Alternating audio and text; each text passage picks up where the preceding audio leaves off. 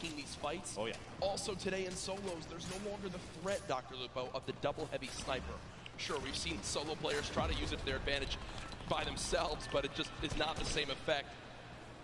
Lolboom, bottom right of your screen, Zay, top left of your screen, both with 2 eliminations so far, and here comes Storm Surge for players pushing on in.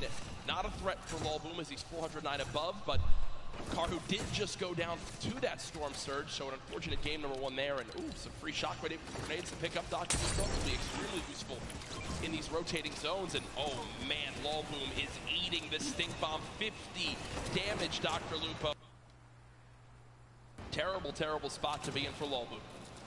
Lolboom, a solo Irishman, qualified for the World Cup here. Going to have to push on through and try and make his way to the next safe zone. Multiple ballers on the outside. He might be able to grab that one in the water right there if he sees it when he pops out.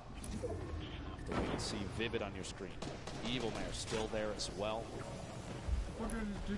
Saw him rotating in. Multiple ballers still on the field. Look at that build. Look at the, yeah. Oh this is like a Fortnite World Cup apartment complex. You have countless players stacked in next to each other. Bizzle going for the edit reset, can't quite catch himself just yet. Booga's still making plays happen. A lot of people have him high up on the leaders, and here it is again. Yarkos with the elimination from earlier on, down onto Aqua, who obviously was our Fortnite World Champion yesterday in duos. Rough start in game number 1. Bizzle, one of the most consistent and winning. Really, my fucking thing with...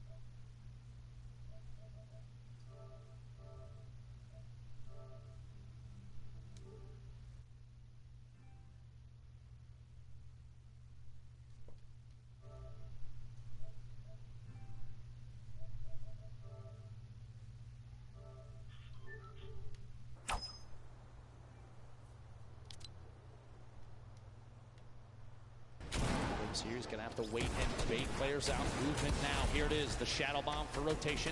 He's still got 2 more in his inventory, which this late in the game is huge. He does have the 3 shockwave grenades as well, in case height needs to be taken, or even a long-range rotation. 8 players remaining, Jack Yarkos. 4 eliminations, everyone in here getting those placement points. Beam from above and goes down. No builds, going to be tough there. Saw him picking up that Elin. Booga though, 5 right now moving forward. But not only that, 2 shadow bombs left, still with shockwave grenades too. the number one point you've seen in competitive Fortnite this weekend, when you use the shockwave to go for height. It's Sam currently on height. Bugha sees that. That was him taking a look for exactly where the player is. I think it's time, Dr. Lupo. Go, Shadow Bomb will be used. Okay, so not quite doing it yet. Looking for a high ground. Yeah, I was looking to see. He's saving those. Don't you worry. I guarantee before too long, a player like this will be placing the edges. He's going for edit shots. Big hit. My gosh. The outside. Big elimination. Trio, Rux, Bugha all on the low ground. Bella EU. One player to shockwave the height. It's still Sam up top. Still got it. Same floor as Trio. 1v1 up top, 1v1 on the bottom, stuck in the box. Big hits, back-to-back shots. Bugha picking up another elimination. Bugha is insane now. Almost going to be his game to win. We'll see here another one. Can he find the 9th elimination and the first victory royale, the World Cup solos? Dr. Lupo, it might be time soon. It might be time soon. Bugha smiling. He's got the health advantage on Creo. Does. Folks, it might be time for the shockwave play. Bugha could soar up into the sky. Go for it. Here it is. Shockwave to height. Shots coming out. Oh, play from Bugha. What a monster. The first victory royale. The crowd on their feet. Bugha, calm, cool, and collected, wipes out 5 of the last top 6 players for the victory royale. What a swing of points right there, Dr. Lupo. You get the win. You get max placement points. 9 elims too. Folks, that is a statement game number 1 for Bugha. And here it is again. The shockwave up. Creo tried to prepare. You see the damage coming on through, but at that point, with that much of a health advantage, Creo stands no shot. What a brilliant ending. Talk about a great late game. Solos absolutely living up to the hype of the duo competition yesterday. Imagine being in the World Cup finals, and instead of opting for a safe, stay down the bottom and wait and bait your shots, you throw a shockwave down and you ascend to the high ground, take over, and get the victory royale. Much deserved game 1 victory right there. The number one thing I noticed from Bugha, in the shadow bombs, so many people worry so much about popping out of the shadow and immediately boxing and protecting themselves.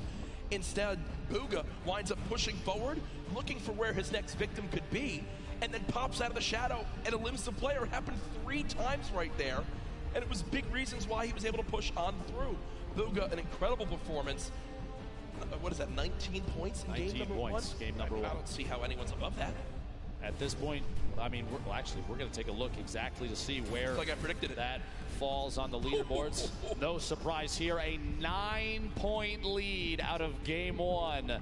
King, 7 eliminations. We saw that earlier. Sadly, goes down a little bit before those top couple placements. Psalm, Rux, Yarkos, ton of top-tier players across the board right now. But a 9-point lead after game 1 is absolutely incredible. And you look at the leaderboard right now, a big talk of yesterday, EU versus NA. EU, why so quiet earlier in the day? NA, why so quiet at the end of the day? 8 of the 10 top players after game 1, all from the US. Here's your 11th through 20th place right now. Benji Fishy on there, Evil Mare on there as well. But a fantastic start to today, and I'm loving the energy from this crowd at the first ever Fortnite World Cup. They saw how good the competition was yesterday, and I know everyone was so excited to kick it off today with millions watching online. They saw Bugha take game number 1. He's down on the floor with Jordan Fisher.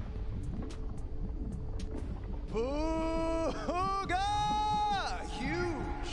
Huge first game for the NA player. That's what you want to see. You want a health advantage at the end. 9 elims to cap off an incredible first game. What is your thought process going into the final moments of in-game, right? A 1v1 there at the end, you've got health advantage. What are you thinking? Well, I'm pretty much low ground. I have like 200 mads, and I realized that I could probably make a play with the impulse, just go for right and just like get a big pump on him. Amazing. Well, we saw that happen in real time. An amazing clutch for an end of a first game for Bugha. Yo, Jack, Lupo, that is exactly what you want to see, is it not? I mean, I don't think you can really ask for much more than that. A victory royale and 9 elims. The man is so talented, has always been one of the top solo players in the North American region, and he shows it right there in game 1, and already a 9-point lead. Solid stuff. What an incredible game out of the gate already. Number 1 down. We have 5 left to go. We want to take a look and see exactly how some of those pieces played out, how everything worked, and maybe a little bit of a deep dive into how some of these players play. So we're going to throw it over to Sundown, Unreal Island. Let's take a look. Thank you so much, Lupo and Courage. And while Bugha was able to dominate the rest of the lobby, I want to take a look at one of the other most marquee and aggressive players we saw. He had the entire lobby saying, Toda salve al rey de Argentina. It is king of 9Z with an incredible 70 elimination run in 20th place. Let's take a look at some of this gameplay. So right away, you'll notice, what is he doing? He's his patented going forward, wall replace on land 123. That's going to be the theme of these clips. He doesn't miss his shots, and he's not afraid to flex either. Throwing the donkey laugh out there, throwing him a little love, saying, I don't care who you are. Now he's sitting on the 4 elims. He's in the box fight, and he's constantly looking to pick up new targets. Replaces the wall from the side, turns around, and picks up a great elimination there onto Bucky in the rotation. But now watch on the spree he's on. 5 elims right now. Cones himself off. Look at this. The player challenges him. He's not building. He's going at him. He says, if you want to fight me, I shoot first. I am the king. Was able to go, but unfortunately gets caught there in the rotation, but still a brilliant performance from the young Argentinian. He's looking to challenge. He's looking to frag out with the best of the best, putting himself currently sitting in the number 2 spot. He has played so absurdly well in that first game. This is what it's all about. If you can bring your aggression, what you do in the qualifiers, and take it to this stage, and you don't have nerves. If you're like Bugha and say, I'm gonna go. If you're like King and say, you wanna edit, I'll shoot first. I'll take the 50 health on Elim there, and I will take the point and staying in the match. You can wait and watch me dominate. Let's get into match 2, because that first match was insane. Courage and Lupo, take it away, guys. Sundown, thank you so much. Appreciate the quick analysis of everything that happened in the middle of that game. A lot of action here at the Fortnite World Cup solo competition. This is the last day for the entire event as well. I hope everyone has enjoyed Marshmallow's concert. We have tons of people here in the crowd. Yeah. Absolutely. It's just been ridiculous. So much fun. My Italian family was out there, 25 people deep. They've got a full deli layout. Unfortunately, my Aunt Lorraine down in Florida, I know you're watching. Shout out, we love you, miss you. But no, they're all here for their first ever event, too. It is an incredible energy in here. And, you know, guys in the venue, do you guys want to see another Fortnite World Cup next year? Should we do this again? I'm thinking, yeah, Joe. All right, budget's approved, Epic, it's happening. But folks, let's get back into the action. Game number 2 about to begin. Bugha, the superstar of Game 1, the talk on all social media with the hashtag Fortnite World Cup. What a play. The lobby is ready. The players are ready. Ladies and gentlemen in the venue, are you ready? Game 2 of the solos competition here at the Fortnite World Cup Finals starts right now. After last game, I have a feeling you're going to see maybe potentially more contested drops and players vying for those points, seeing exactly what can be done now. Bugha bringing home 9 eliminations in that first game. I think the next 2 closest were 7-4, and then everybody was below that. The Arcos, I think, having 4, King with 7. Going into game 2, Jack, knowing that we still have 5 remaining, knowing that based on the leaderboards from yesterday, that 17 points at one point separated first and last. And by the way, a quick note, we can see the mini-map, but I think Tfue, yeah, there it is. There it is. I'm pretty sure Tfue has the block all by himself. No Again, one. Clipnote didn't want to challenge it this time. No one nearby at all, and also on that map, look at the 2 llamas. Right outside a racetrack, it looks like one player's about to go claim him. Also, Bizzle, who basically lands in Dusty Divot uncontested, I believe already got a llama in this one. So some great movement will be up there for them. Here again, the stats for last match. First place, the Victory Royale, 19 total points because of those 9 elims. Sitting pretty, 5 games away from $3 million. I have to say, I feel like after one game, seeing an average placement stat of first, that's something I would screenshot just to hold on to. Yeah, best player in the world. I averaged first through all the games that have been played. Here is Aqua versus Twitch. Twins, Aqua, as we can't stress enough, our Fortnite World Champion from yesterday in duos, only with a common SMG is Twins, and Pumps being missed left and right from Aqua. And I'm going to tell you right now, Aqua's going to be upset with himself on that one, Dr. Lupo. That was a sloppy fight from both sides. I'm going to say it right now. Those early game fights can be very, very awkward, but we also have the first elimination what we saw earlier. Gosh. And it was Bizzle with the common pistol and then says, here's your reward. A llama that was looking at a nice view from the top of Dusty Divot.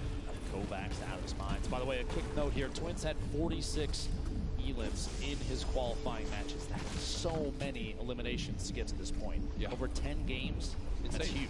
And most players didn't even get to play the full 10, so you got to think Twins did pop off in his region when it was going on right through. there. Yep. 2 shadow bombs. Already has a flint knock sitting on minis and a pump. Solid early game loadout. Can pick up maybe one more movement ability, depending on whether or not he wants to keep the flint knock in his inventory. We'll have to see. So hopefully we'll start at some point. MQ and Mr. Savage not far from each other. Takamura, Clarity G also in Happy Hamlet.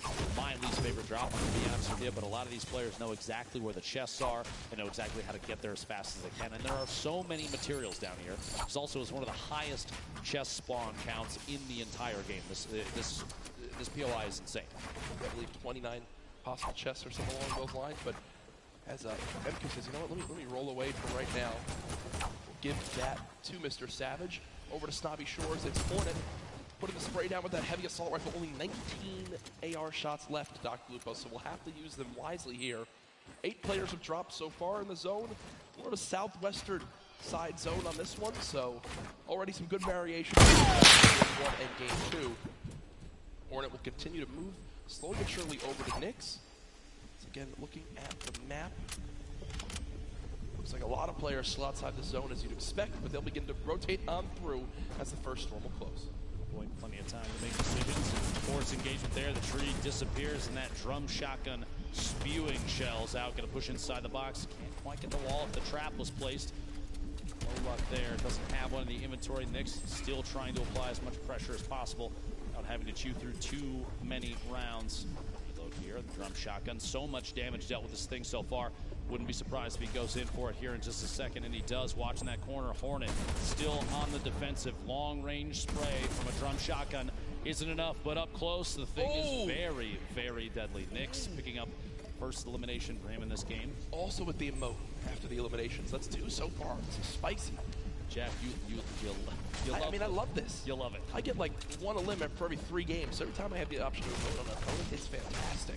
A very important note there. Nyx had the most eliminations in the online opens at 61 during his qualifying week. That's crazy too. And Nyx from Brazil we often saw very aggressive gameplay from those players during their qualifying matches. All they would do was kind of just stomp through their lobbies. We always talk about how insane it was. Here's the inventory for Tfue right now. 4 minis, 3 big shields. Good lord. 4 shadow bombs. Good lord. A launch pad, a legendary infantry rifle, a blue pump shotgun. Tfue set up for the rest of this game, nearing max materials as well. This is what happens when you give this man block all by himself.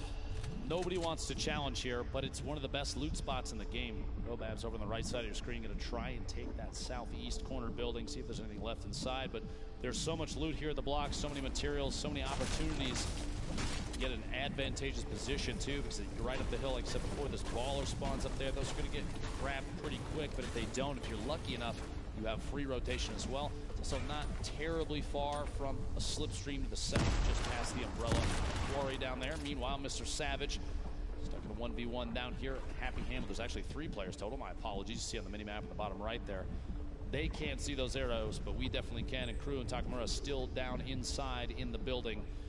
Audio cues trying to listen for each other. Takamura, you see, not really moving. Crew trying to do some wall replacing to build up a little bit of a material buffer in case fighting does happen here.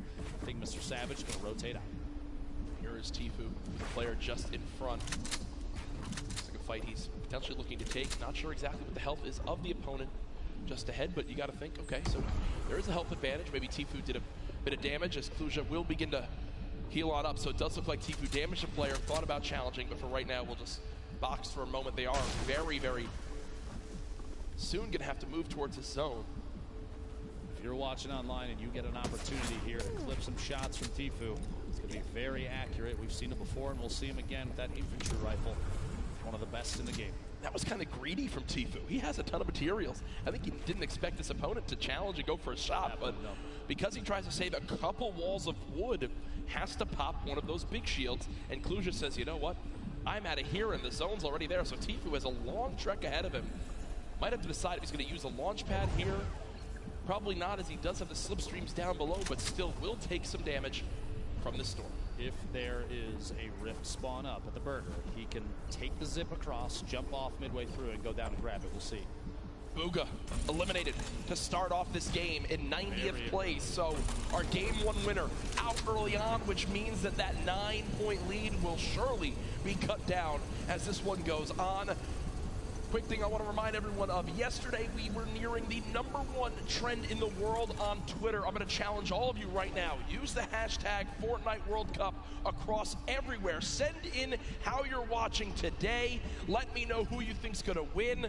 Hashtag Fortnite World Cup everywhere from the millions of you all tuning on in. Can't stress that enough. Let everyone know that the largest event, one of the largest events of all time, concludes today with a $30 million prize pot in total throughout the weekend. Keemstar holding an edit here. Stuck in a little stalemate. Kid's going to hold that side, look for the shot. Can't quite find it. Player backs out of that. Not fast enough to get Mr. Savage goes down to Mega. Names eliminated early in this game 2 with World Cup solos.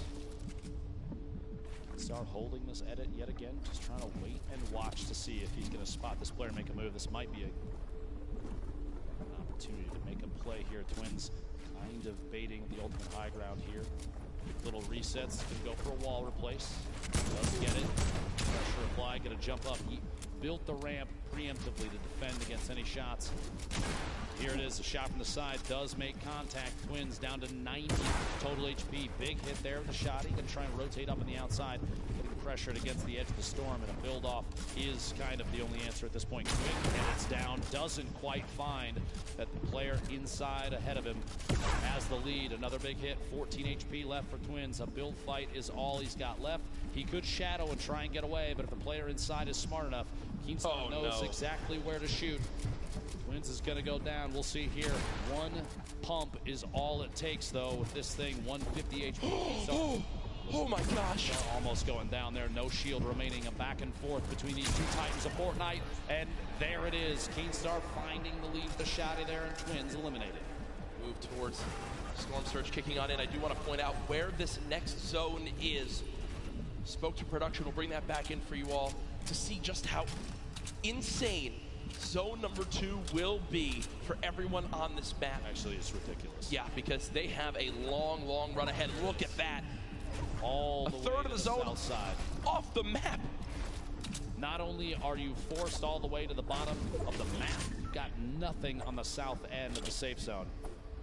Players going to get compressed together. I would expect going into circle 3 or 4, you're going to see a very low player count in comparison to last game. We're already down to 75. And Storm Surge now getting ready to kick in. You have 5 players that need to go down before damage starts to go out to those that have not dealt enough of it. Yep. Multiple players bunkering up here at Happy Hamlet. Not a whole lot of real estate left. Shots going out there. You heard that minigun, one of the very, very good weapon for applying pressure to structures, especially when you see other players are taking shots at the same target. Let it fight in the top left of your screen there.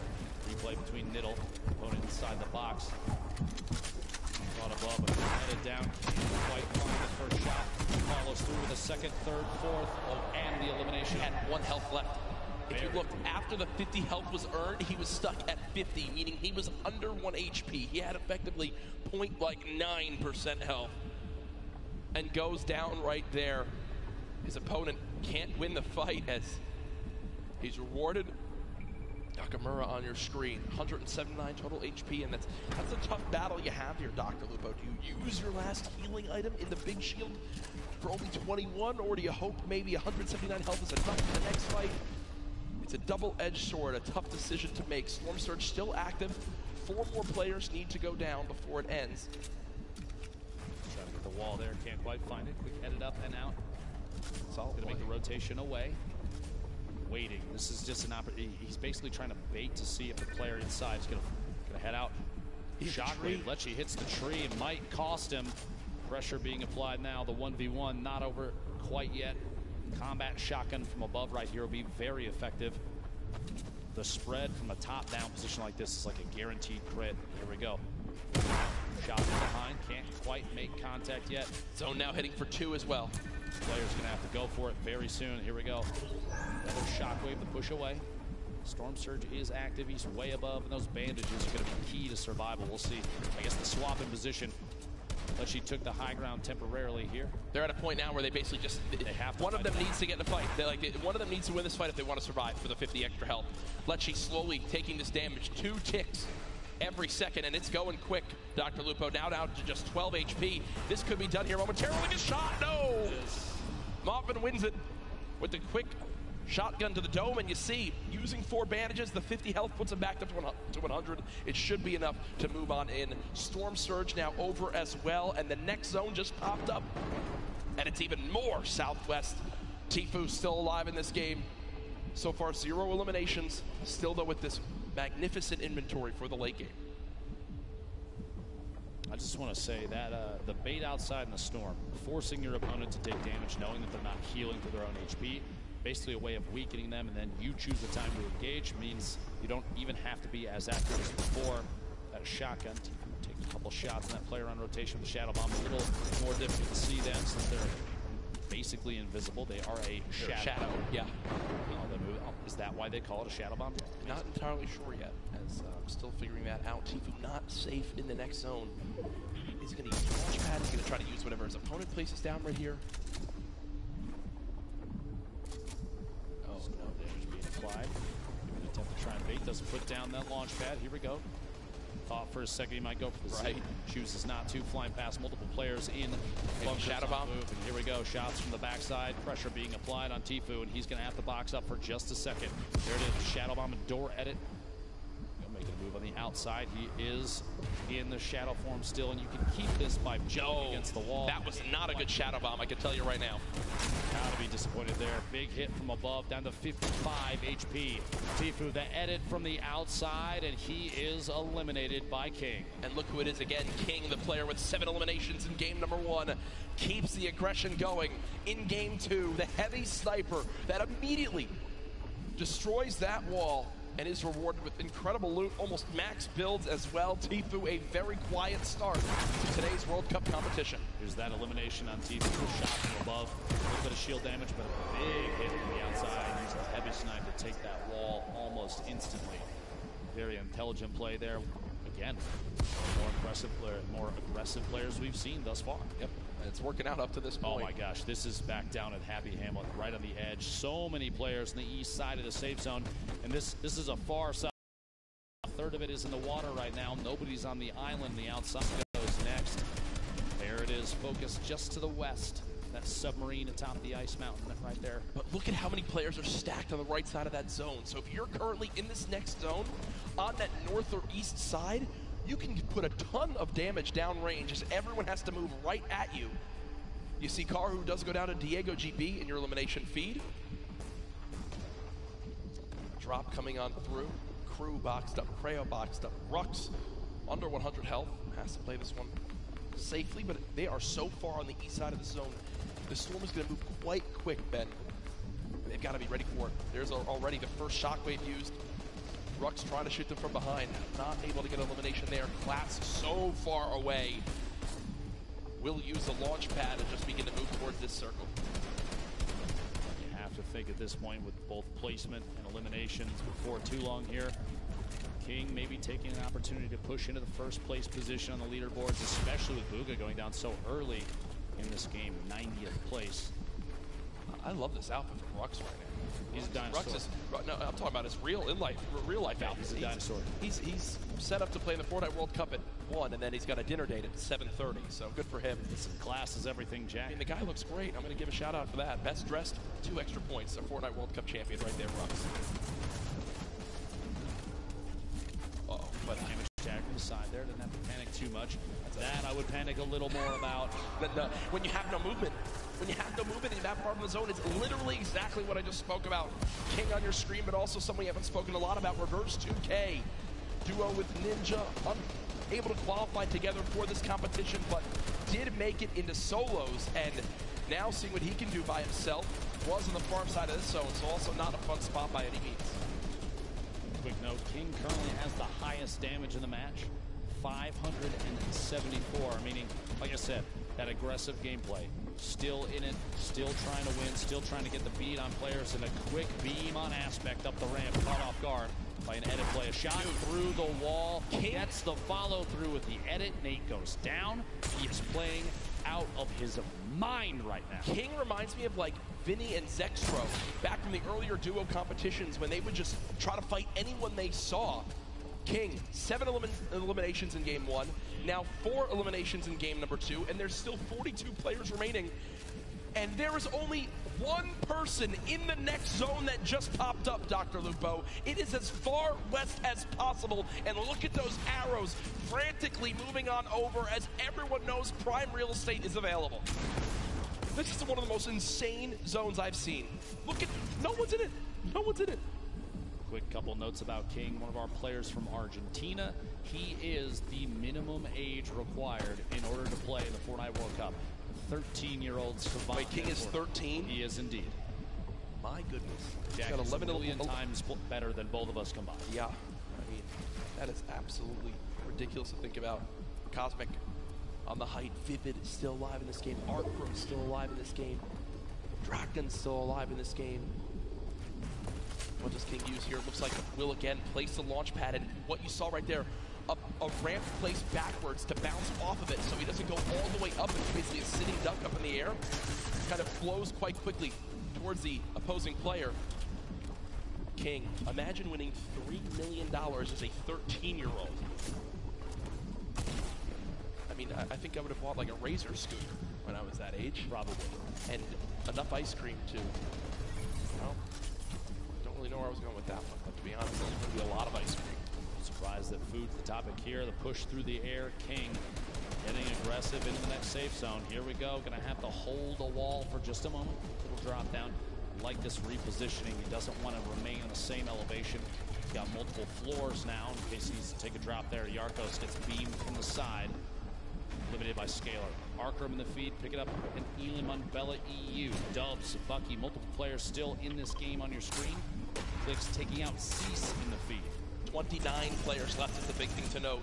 Four more from placement points, which if you make it to top 25, instantly 3 points earned. That is on the mind of every player still remaining, and the zone's still moving west now. Shots through. He got a quick swap there, picks the shotty back up. Interesting little play on the fly there from Zell. Trying to do just enough damage to the wall. Here we go. Shockwave. Gonna look for optimal placement. Maybe a little bit of time to disrupt the Shockwave into a Shadow Bomb. 9,000 IQ. I didn't even know you could do that. Get all the way across the map and take as high on the mountain as possible. Very excellent play there for positioning the King, the star of the show.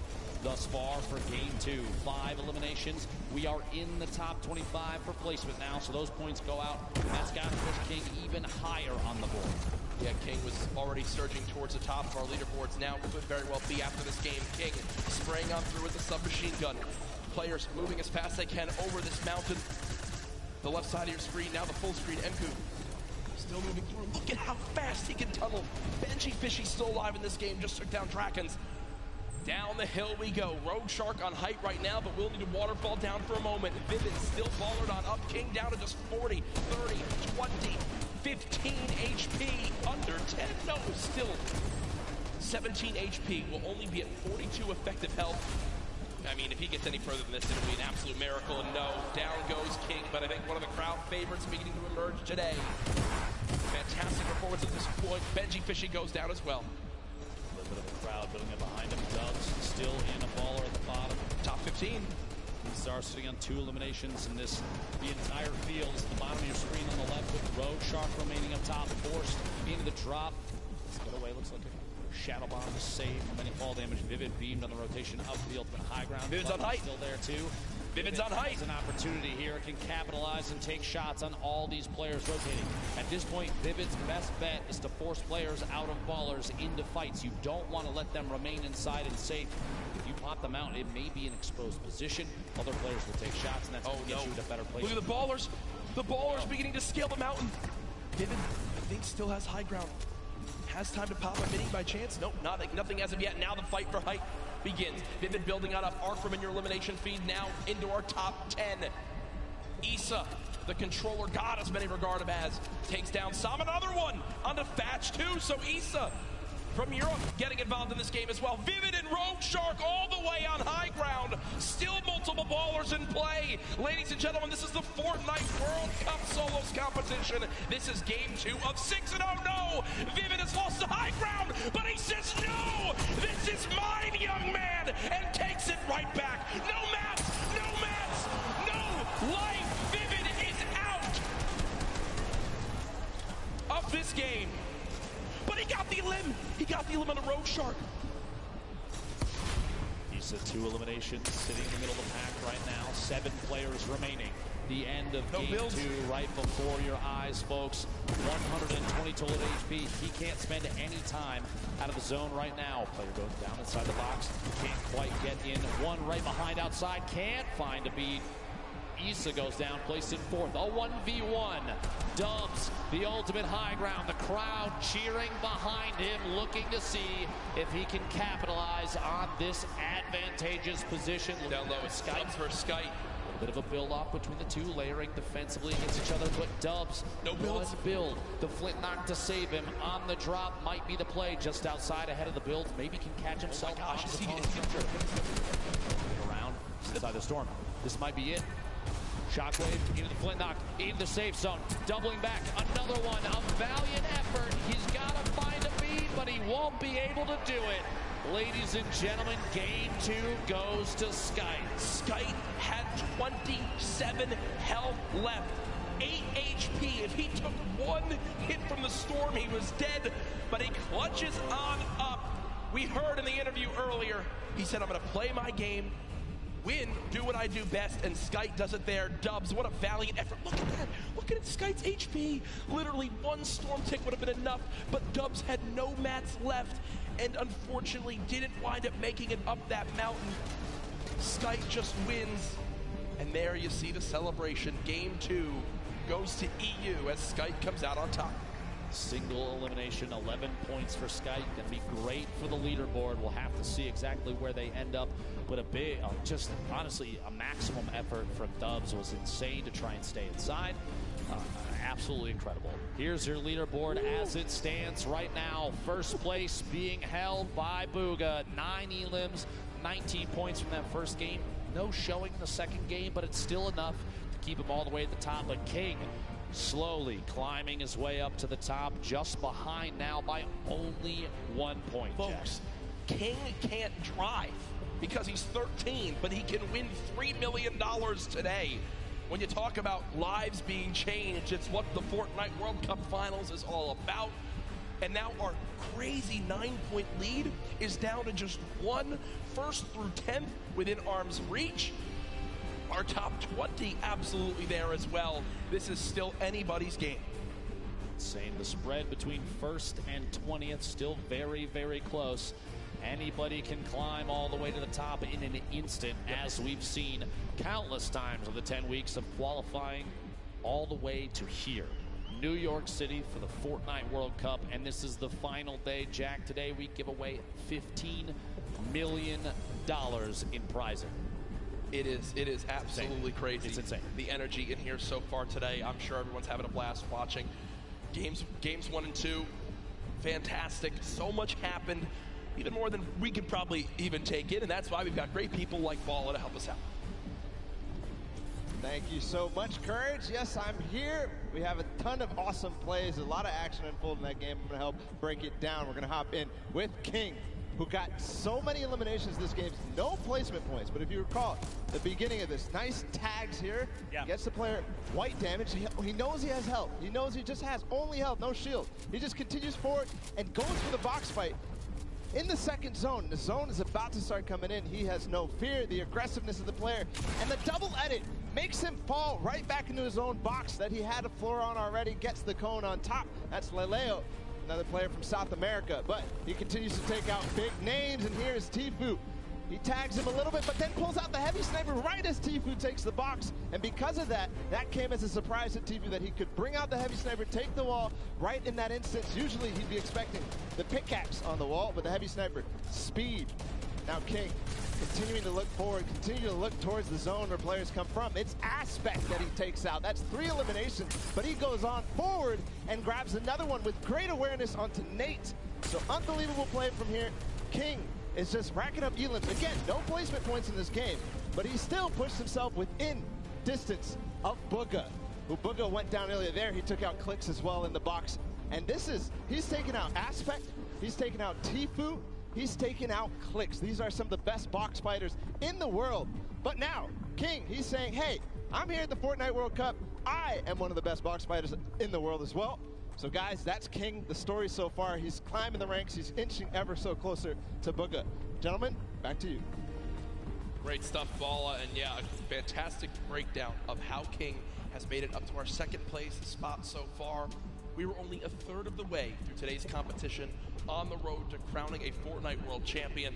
Thoughts after games 1 and 2? I love to see the aggressive gameplay from King and others. Those kind of plays you don't often see in the Fortnite World Cup or really any competitive play. A lot of players are waiting for those opportunities to maybe get shots on players that are moving, that kind of thing. It's been great to see, and obviously a crowd favorite here, as we've heard people erupt every time he pushes into another box. What about you, thus far? Crazy action. I'm really interested to see how these different landings can continue. We've already seen games 1 to game 2, people switch up their spots, land at different areas, and sometimes it's come back to bite them. All I know is, though, that's going to do it for us two for right now. We'll be back later today, but down on the floor we have Zeke with some more information on our players. Thank you so much, Lupo Courage. Man, what an insane first 2 games here on the first day, or the final day of Solos competition. Booga with insane shockwave play to give him the high ground, and then here, Sky, his positioning on point, which gave him the win over Dubs.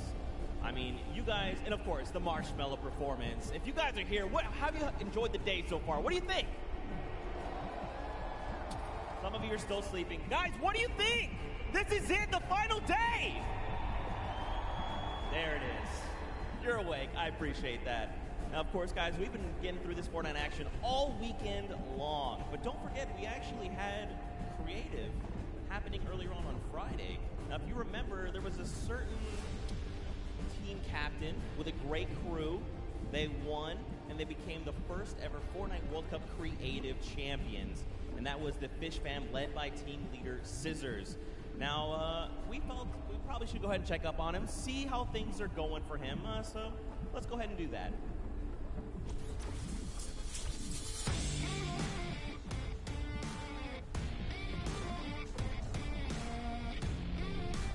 Plays, and we're here in the player lounge right now, joined by the winners of the Creative World Cup. First of all, congratulations. Now, Scissors, how does it feel now to solidify that title? It's kind of awesome considering I love creative mode. It's thriving, it's awesome, I love it. Now, Tyler, did you ever believe that you guys would secure the position here today?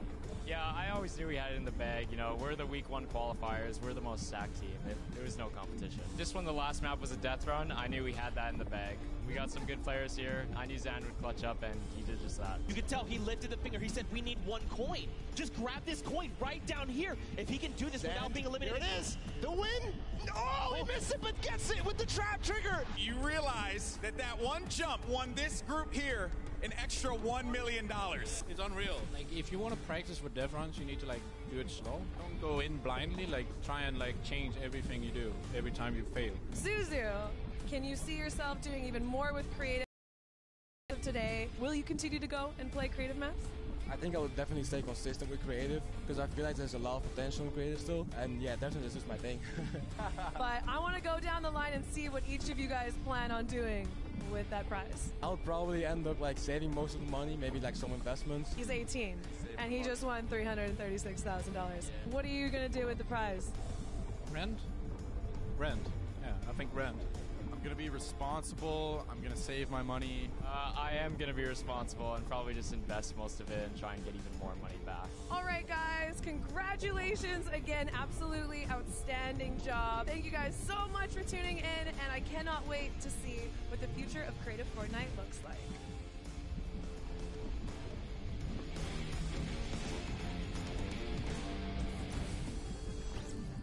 Once again, massive props to Scissors and the Fish fam. They worked as a unit, and that's what got them the dub in the end. The grandfather of Creative shows up huge here on this stage. Now, of course, guys, we know you want to get back into games. I want to get back into games too, but first, let's just make sure they give a little bit of a break to the players. We'll hop back in as soon as we can. Now, I did talk about Creative a little bit, but don't forget, we also had that Celebrity Pro-Am. Players and people from different walks of life all came together to take part on this stage and play for charity.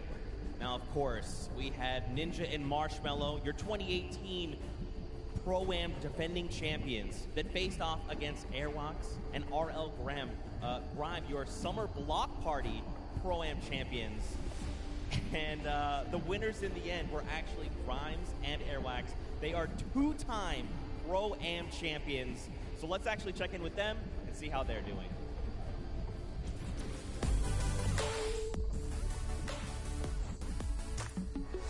I'm here in the player lounge right now, joined by our Pro-Am winners, RL Grimes and Airwalks. Wasn't totally expecting you'd win 2 in a row. Can you walk me through those final moments? Felt really good. I don't think I would have won if I didn't have him. Now, RL Grime, you were holding your own, you were keeping up, you were staying alive, you were getting eliminations. How did you change your playstyle from last Pro-Am to this Pro-Am? I think we learned a lot from the last one, just that you focus on late game a little bit, and I just sort of let him lead the way and made it happen. How did it feel to play with a potential World Cup duo winner? It's amazing. I'm actually going to come tomorrow and sit in the stands and cheer for my man Airwalks, yeah. Maybe make an Airwalks sign and wave it in the air? Maybe a 98 bot sign. I'll hold it up. Good luck on the event tomorrow. Congratulations on winning. Congratulations on winning. Incredible, incredible gameplay throughout Fortnite World Cup Pro-Am.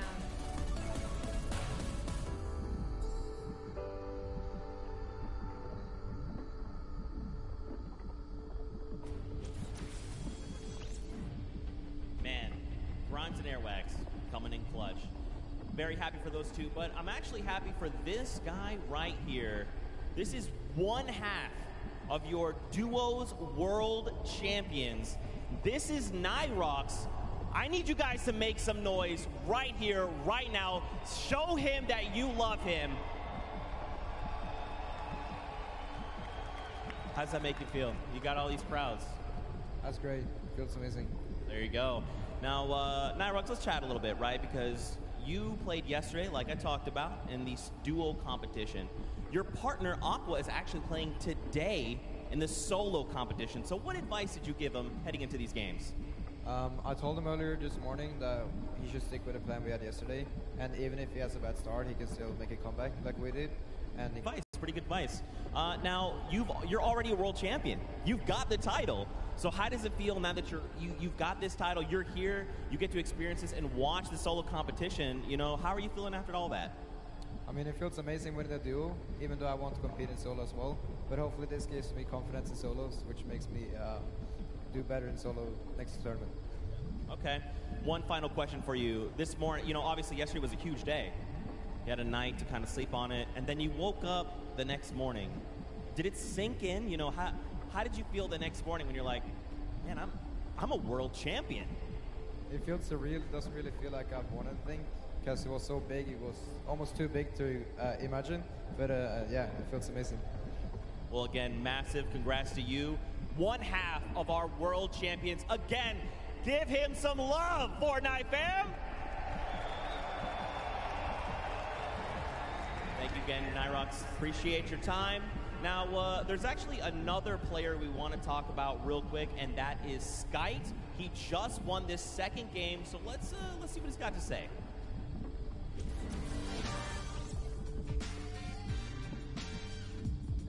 I'm Skite from Lustream. I'm French, coming from Paris. I've been preparing the finals by playing customs and playing every day with friends or mates. It was hard in the beginning because my wrist was a little bit broken, so I just wait and then I qualified for the boss in the last 2 weeks. I definitely want to thank my team because they support me a lot when I was playing qualifier. In here we are more aggressive and NA is a little bit slower, so we try to play a little bit safe. I think maybe Zayt is really good and I want to take him down. I don't think playing in Stadium will affect my gameplay because I already did it. I love everyone and I'm just excited to play.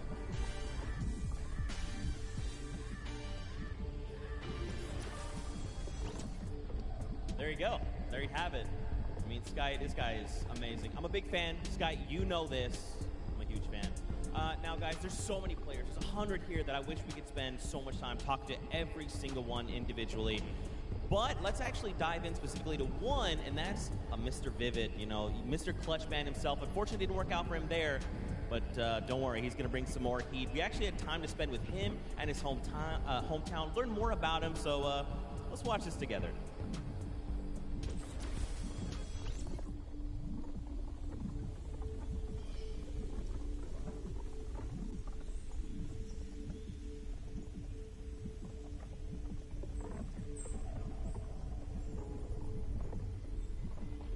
I live in South Jersey in a small town. Population of under 1,000. You see a couple of cars pass by your house. It's quiet, so it's nice. Here, I played Fortnite at the highest level. Vivid picks it up. Gets the elimination. My name is Noah Wright. Also known as Vivid. I am 21 years old. I've been playing competitive Fortnite for almost a year now. Vivid, a familiar name to a lot of fans. What makes me a successful player is probably all the hours that I put into it. The schedule gets kind of crazy, but I keep myself in good shape. I will do a workout routine, 20 minutes on the exercise bike, 15 minutes of stretching, and then back to playing Fortnite. Look at that! I don't know what's hitting you, bud. What's hitting you? Just having fun. Vivid popping off. Taking that victory royale. That was insane.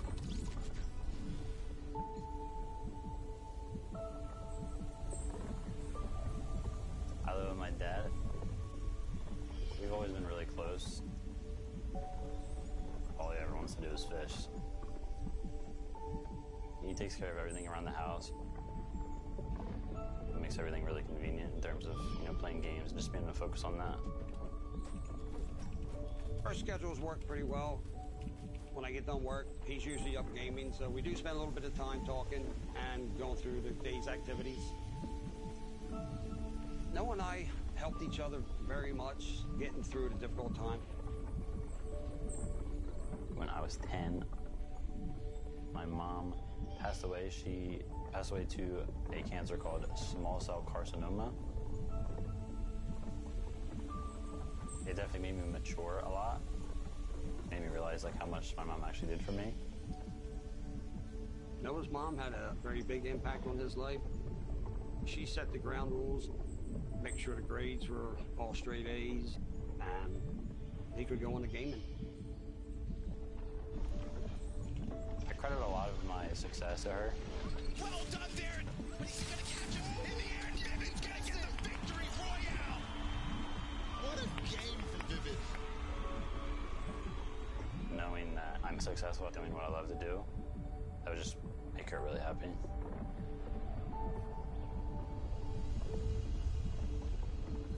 Ready? Yeah. Fortnite granted me with a decent amount of money. I can help my dad out now, so I got on the boat. He presented it to me for being a great father, bringing him up since their mother passed away.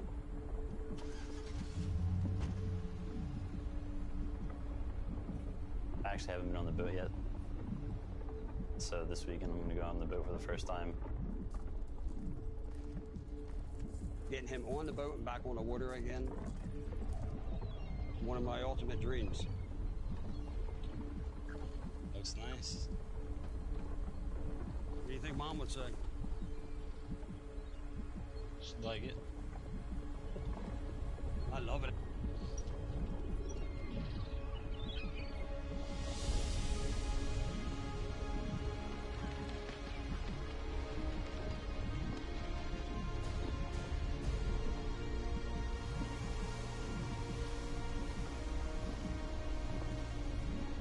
I want to thank you for this and everything. It made me happy.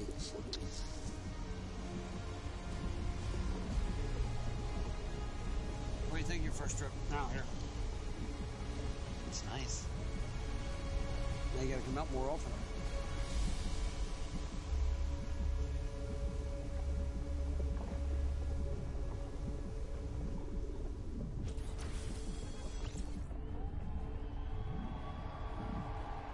Man, I'm gonna be honest. I'm trying to keep myself together right now. I know how you're feeling, Vivid. I am very close to my own mom, and she means the world. If you guys have a chance here to meet Vivid, he is genuinely one of the most hardworking, kindest people you will ever meet in your entire life. If you can say hello, take time to do it. I promise you will not be disappointed. And of course, Fortnite fam, we got to keep the games coming. Games are about to be underway. The players are back. They are ready to board the battle bus. So for now, we're going to send it back up to none other than Monster D-Face, Golden Boy, House DJ Mike Realm. Bring the heat.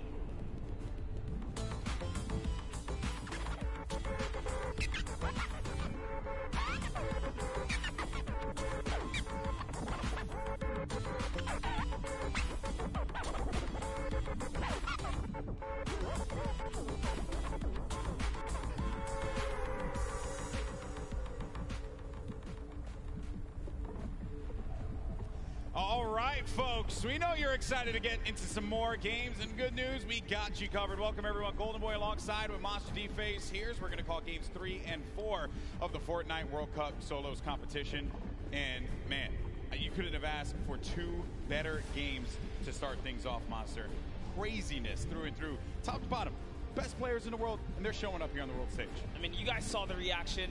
Booga, with the insane game one, had us jumping out of our seats, quite literally. And, man, Sky, at the final moments, I thought we were going to see a victory comeback from Dubs with the flint knock, shockwave to, shake up the entire place. Yeah. But it was great. Yeah, it was very, it was a nail biter. Let's just put it like that. But let's run over the format and how this whole thing's worked. So at top 25, players will start to get 3 points. Then we move on to 15th place. At that point, all the players that are still remaining will get an additional 2 points, making it a total of 5. Then after that, if they get to the top 5, they'll add 2 more points to that, making it a 7-point total earned for staying alive all the way until the end. But if you get that victory royale, you get a total of 10 points, so plus 3 coming out of the top 5 there. And each elimination is going to count for 1 point. So look for these players to play for the placement. Some, like King, want to play for those eliminations. And then the prizing, it's all on the line for $3 million for the first place prize. 1.8 million for second, 1.2 million for third, and then 1 million as well, plus for fourth. That is crazy. That's a lot of money. You know, yesterday the duos had to split it. Today it all goes to you, right? It's just a solo competitor. So, and everyone here's a winner. We're here to celebrate every single player that has made it this far. If you stepped onto this stage, you are already a winner.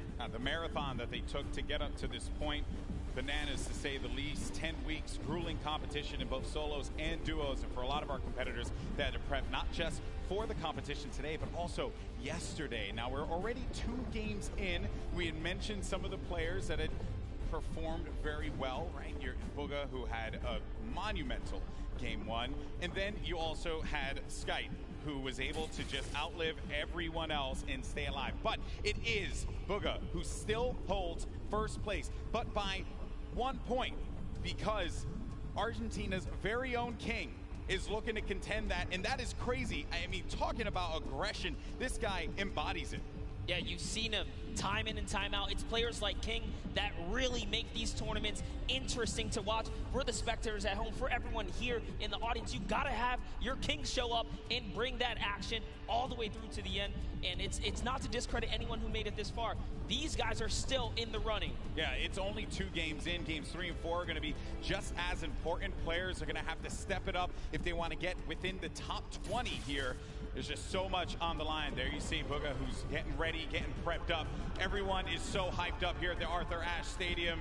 And I don't even know what to expect, man. Game 3, like, what are we even going to get?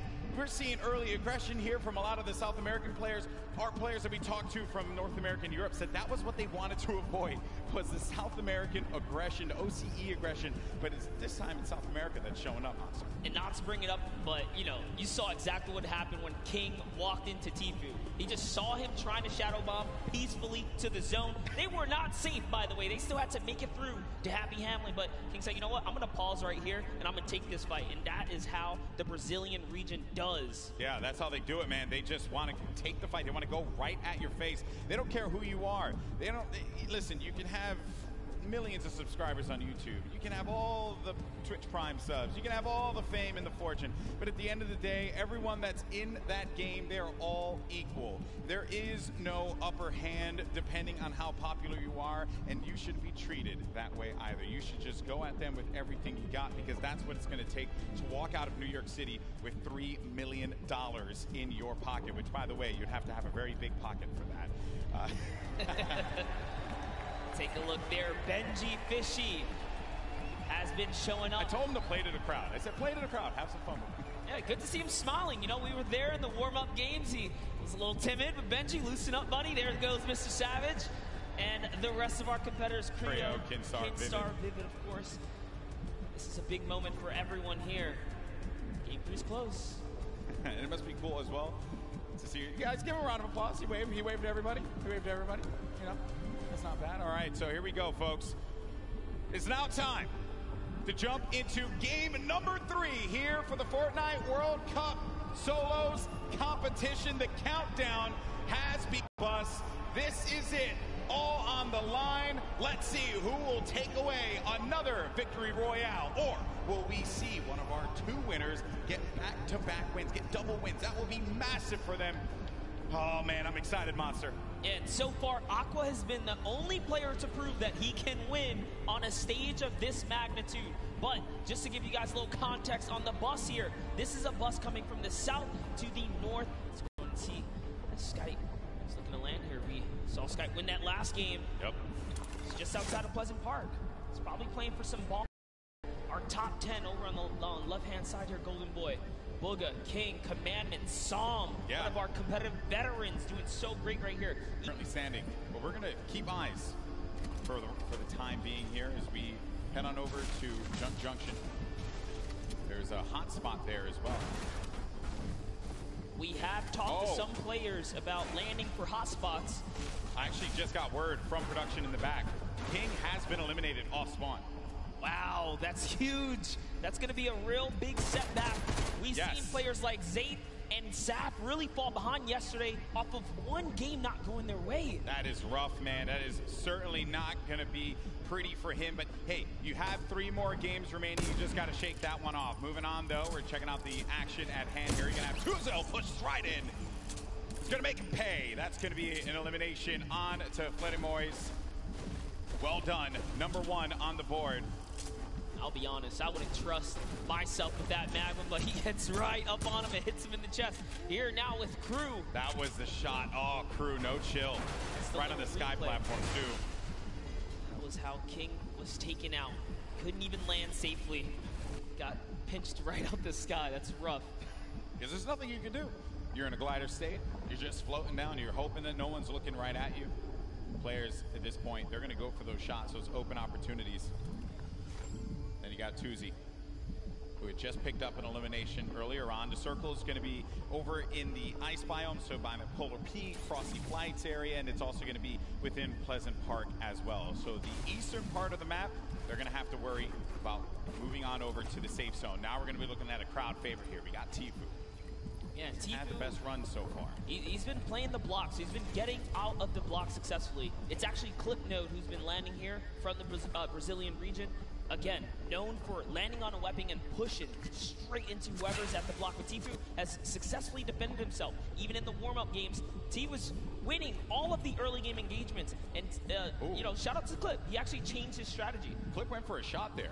Yeah, but Clipnode stopped pushing, though. He's not using the same strategy. He's actually adopted so far. But let's see what Tfue can do in these moments. He's chucking some perfect grenades across. Yeah, in game one, Clipnode ended up getting everything that he needed and then disengaged out of the block, whereas Tfue took a little bit more time to loot up, get as much as he possibly can. Clipnode from the Brazilian region here, who it's a possibility that he can take him out, but it's going to be very challenging. Maybe it was just the difference in loadout. Maybe before he didn't have exactly what he needed. Now we can kind of peek into his loadout here. This is a very strong loadout. He's got everything he needs to stick around and take this battle. And that's why you see him playing with such confidence now. And this could just be his game. And it was also admirable of him as well. You know, qualified week 9, last chance to do so. Argentinian player as well. And you got Takamura now. He's a player right in front of him. Happy Hamlet is where this fight's going to be taking place. As Clarity G. He made it to the end game in game 2. Had high ground there for a moment. Thought he could have pulled that one off. Mr. Savage has eyes on Clarity G. Does put the pressure on him. Now Clarity's going to have to deal with a player that's behind and in front of him. So just shadow bombs on out of there. He's going to have another one to use as well in case he needs to pop it. But it doesn't seem like anyone's going to be paying any attention to him for right now. There's over 6 players landing at Happy Hamlet. But we're jumping right into this battle right here. Unknown Army, who has had the time to prove to the world that he is here to bring the heat. Early on in our competitive days, Unknown Army was known. Take over, Goldie. This is it, man. Unknown Army, one of our first controller players. Actually, he was our first controller player to qualify for the Fortnite World Cup. Perhaps this is going to be the opportunity that he was looking for, Monster. Put himself on this stage. Get a big opportunity. Things have slowed down here for a moment. He's looking to overtake that roof. He can get it. He can get possession of that. Head it on out. That's Commandment. Commandment's going to be sitting at the top 5 if I'm correct currently. Good fight here between 2 quality players. Not a battle he wants to lose. There's lots of proof here. Unknown Army, one of the few controller players in it. We saw Wolfies have a big day yesterday. That wall's his. He's got the aggro. The last one is not, though. He's charging right in, and Commandment's going to have to get out of there. Didn't want to deal with that player. He knew the Unknown Army just had that beat on him. Wisely enough, and look at the health there. That's why Commandment does not want to go for that fight. He's going to be in dire straits right now, as Unknown Army does have the life lead. He's just taking all of these platforms, too. He's gaining control slowly but surely. Nice little peek right there. He goes for the staircase first. So clean. Doing this all with a controller. You know, we have millions of players that play on controller at home, and he goes in. Does apply white damage. One more. That's going to do it. Commandment was in 3rd place. And Unknown Army now made him put in the place that he wanted him to. Dominant. And a little taunt to throw some salt on the wound right there. Now hopping to the other side of the map, we have Blaster, who's looking for a vehicle. He does have a baller. His main priority right now is metal and more loot. Let's take a look here. We got Martine. He's got eyes on a target. Also using his Sky Stalker skin. One of my personal favorites. Charges forward with that drum gun. Close range, but no! It was Low Boom who gives him the hands there. Fun fact, Christian, our boy from Fortnite VR Live, told me look out for Low Boom. Someone to definitely take eyes on. They did eliminate one another, though. So Boom, not in this one. Maybe you can find some better luck in games 4, 5, and 6. Yeah, that is the risk you take when you jump into someone's box here in the Fortnite world. Leshy, another controller player, bringing it back to the good old nostalgic Tilted Towers for that close-range PvP. He's going to get shot a few times right there, but still keeping his cool. He has plenty of extra shields and mobility.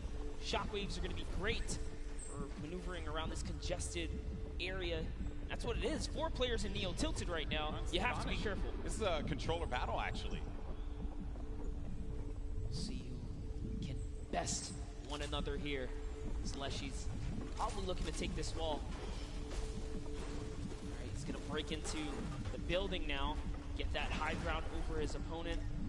Astonis is just waiting, not making a sound here, seeing if he can bait Leshy into a trap play. Let's see. He's going to fall for it. Will he make a mistake? That's really what it is, right, Golden? Yeah, it is. When players are on that stage here in the audience, the crowd, everyone cheering, there's obviously going to be that added pressure. We talked with a few of the players before the game started today. The number one thing that I think everyone brought up to me was just the volume, right? The sheer presence of where we are. And some of them even went as far as to say, yeah, I don't think I'm going to look up at all. I think I'm just going to focus on the screen. That's what I know. No reason for me to try and go above and beyond anything else, right? Sometimes the moment can take you away. You can see both points of POVs right here, both points of views. Yeah. They're looking to take any walls that they can just to gain control, have a little bit of an advantage here. Yeah, this is basically like a Fortnite equivalent of an arm wrestling match right now. Maybe for some of our parents who are joining us here for the first time, haven't watched Fortnite before, they're really just struggling to try and get positioning over the other player. That is the struggle that they're wrestling with here. See, use wrestling again, worked out well that time. All right, Lesh this time has decided to commit. He is now down face to face. There's nowhere Astonis can run. He goes into it. Oh, lands man. the two-shot. And that's the little tactic right there. If there's a ramp in front of the wall, you have to recognize you are in big danger because there's a nifty little trick to get you in that box. Another one of my favorite players here. You got Legendary. He's going to be in a fight right now. Moves around the side, loses the high ground. Oh, man. That is rough. Legendary not having the best games at this point in time. Pizza's placed 8th on average when he qualified in the online opens. On average, across every game he loaded into. That's very high for placement. And now he's picking up elims. Unfortunately, like we said here, Jadian just not really connecting the dots today, but it's not over yet. We're only halfway through this competition here. There's Lechi who has to get out of there. Whew, that could have been very dangerous, but gets an elimination on Kinstar. A massive elim here for Leshi, who's sitting right now at 2 elims currently in this battle at Neo Tilted. Representing for all the controller players across the world, Leshi, very dangerous. It's going to be a huge upset right there. And you just get close range with a player like Leshi, and they'll punish you, right? When you have the controller, you have that little bit of the ability to just L-trigger. You're going to have, and I know some people are going to be like, oh, L-trigger, low, whatever. But the reality is, right, you got the full use of your arm. They have the use of your thumbs. But when you push in for there, you just don't want to box with them inside of that. It's very rough to deal with. Maybe Ruck said it best, you know, just the age difference. Leshy's 15, you know, could just be a little faster than Kidstar here. Yeah, I know. When I was 15, I was nowhere near as good with the controller. So, and I competed for a very long time. Got through. Was just in this fight here for the moment. Does get ownership of the wall because that player does disengage above him, and he hears that movement all around. You also get an eye on the bottom right of your screen. You can see the mini map where players are going to be located. The player we're typically on is going to be that white triangle, but that blue triangle, that other player goes right in for the fight, is going to knock down the shield just a little bit there. He's going to have minis to be able to top himself back up. This is very intense here. Yeah. Yep. Shockwave. Yeah, you don't want to go for that fight. Shockwaves are so important. Players saving them for that late game. And in some cases, they'll just use it, disengage. You don't want to take a fight. There's no reason for you to do so. A lot of players playing cautiously, as they should, with what's on the line here. But Crew, oh, he marches forward. That's number 2 for Crew. You can see the excitement there. Nice little smirking grin on his face. He throws a peace sign to the crowd when he takes that player Lucky right out. This Happy Hamlet area is so dangerous to rotate through. You have players like Mr. Savage. Now we see Left Eye and Kurtz. Left Eye was responsible, again, for a big upset in the last game, taking out the likes of some huge names towards the end game. But Kurtz here with a heavy sniper. Can he open up a base here and follow up with that infantry rifle? So he's coming up. He's getting this little peek on right here.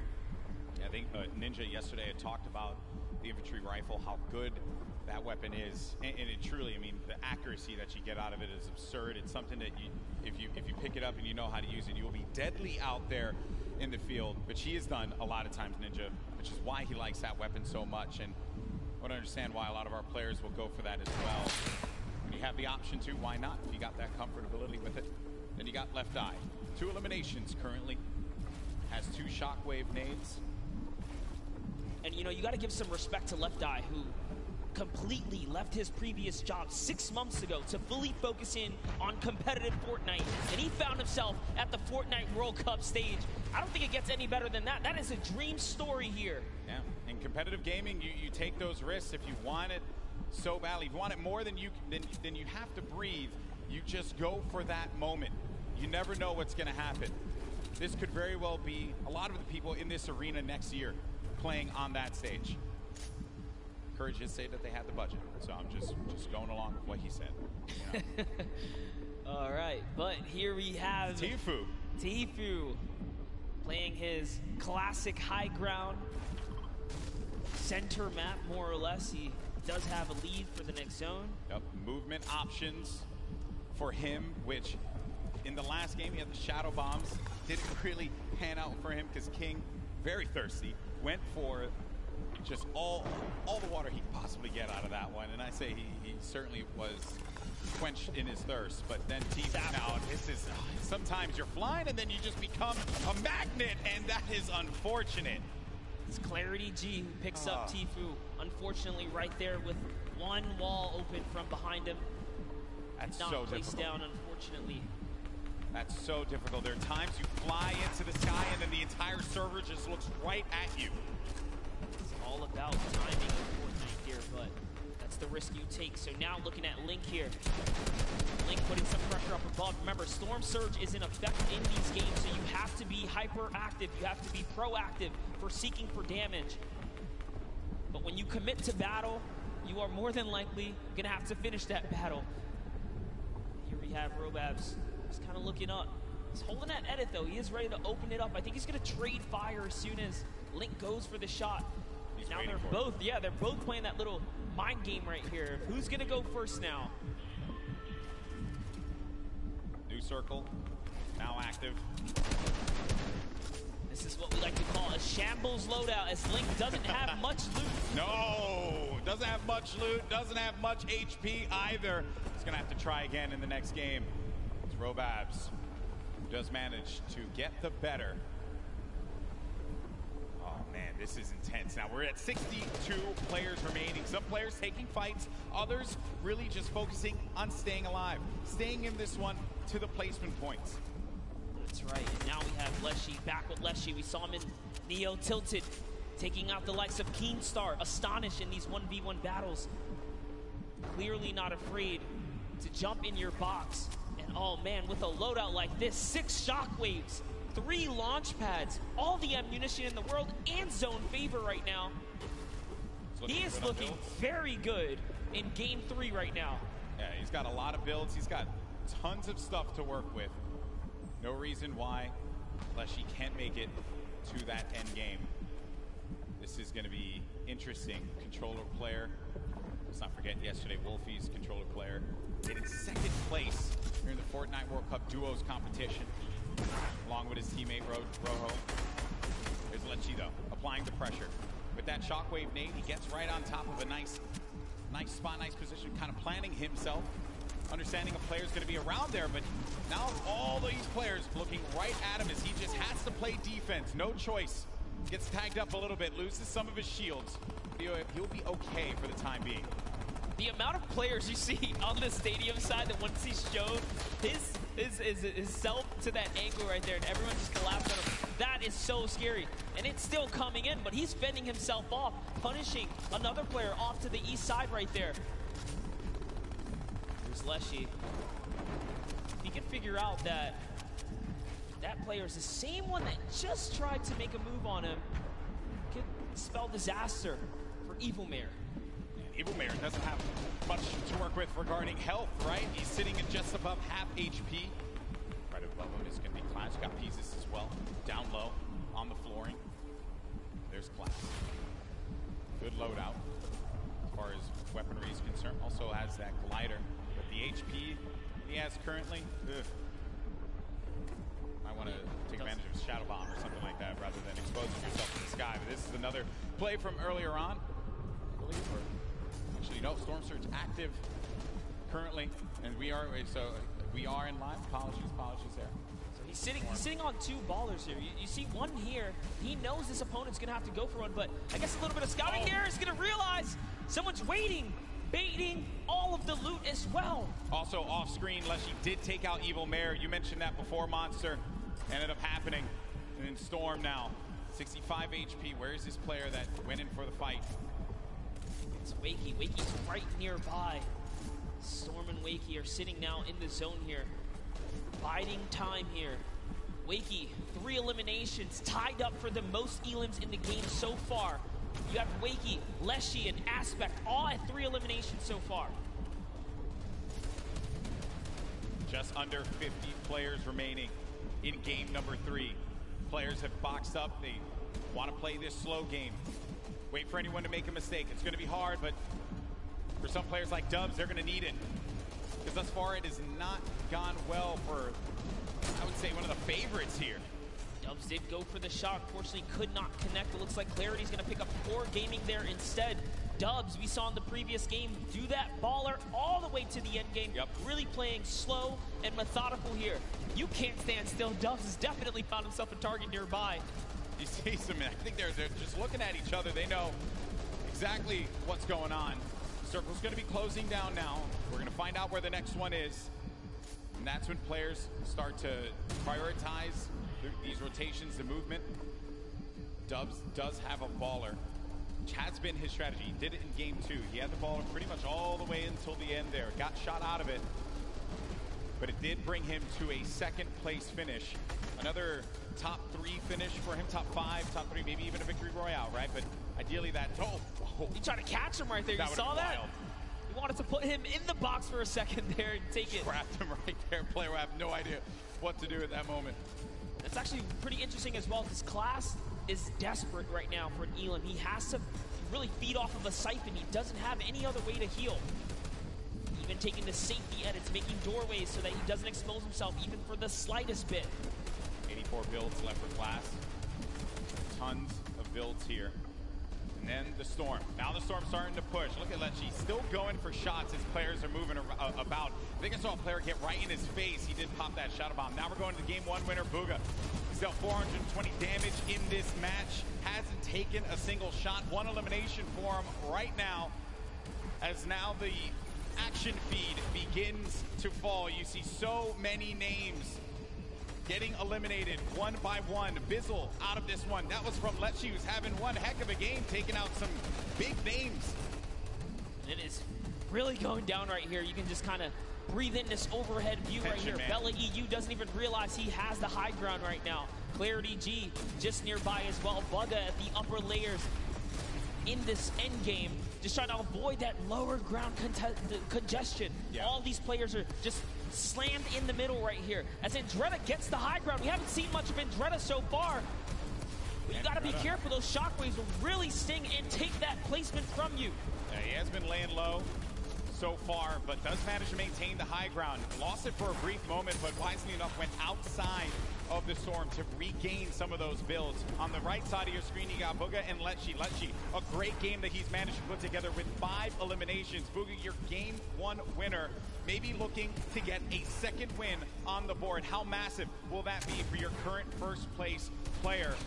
Leshy just picked up his 6th elimination now. He is really popping off right here. That was on Hoodjay too, a big player there, and a big connection for him. Lots of builds to work with. Bugha does get another one. That's Kinzel. Right through the trap he goes.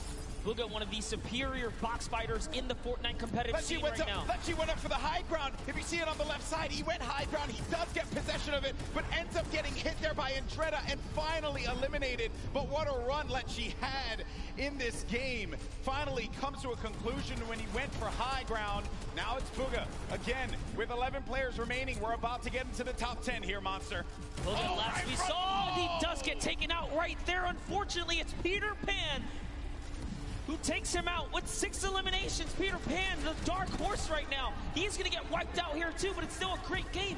Wakey, who we saw leading in eliminations at one point, is still popping off as well. Skyte's in this one as well. Maybe he's going to get a back-to-back win. Riverson He's got the high ground. He's got the explodes. He sees players. He has 11 builds, so he has to be very conservative with this. Does pop that player in the baller, forcing them down. Going in for the engagement now. More explodes. 5 remaining left. Player lands in front of him, and he tags him up for a lot of shields there. And Riversand has to reset. Needs to be careful not to get hit by that storm. Someone's going to be above him. He's too good. An elimination onto Skype. We're now sitting at a 1v1. 2 players left standing here. Who's it going to be down low? It's Dubs. It's Dubs down low. And Riversand has Dubs on his sight. Who's going to get the win here? Riversand navigating, tarping. He has 7 builds remaining. Dubs trying to play defense, giving himself any kind of cover that he can possibly maintain. But Riversand, a few more explodes remaining. That could punish Dubs. He's really trying to keep him down to the zone here, Golden Boy. Oh man, this is it. He sends another one out, and they're just telling him you gotta run. He goes into it. He's still holding position. Dubs has the high ground, but he lands in front of him, and Dubs gets a victory royale on the world stage. Absolutely incredible for Dubs to connect. Finally hits all of his shots, and nearly a back-to-back performance right there. That is the kind of comeback story you want to see here on the main stage. Prove to the world that you're the greatest to ever do it. But you got to give credit to Riversand. Second place finish for him there. Had the high ground, had the explodes, but it was Dubs who managed to get the better of Riversand. And look at this unfold right here. Riversand had the Rockets looking right at Dubs, and Dubs just needed to play defense. Riversand had no more builds to work with, and Dubs recognized he had the high ground. He just needed to go in there for the clothesline, and he nails it with that green pump. That is the name of the game. You cannot miss your shots when you fully commit. Dubs and Mega sitting side by side. What a better player to have nearby you. Arguably probably his best friend right here in the competition. Hey man, that was nuts. What a game from Dubs. What a journey he's had.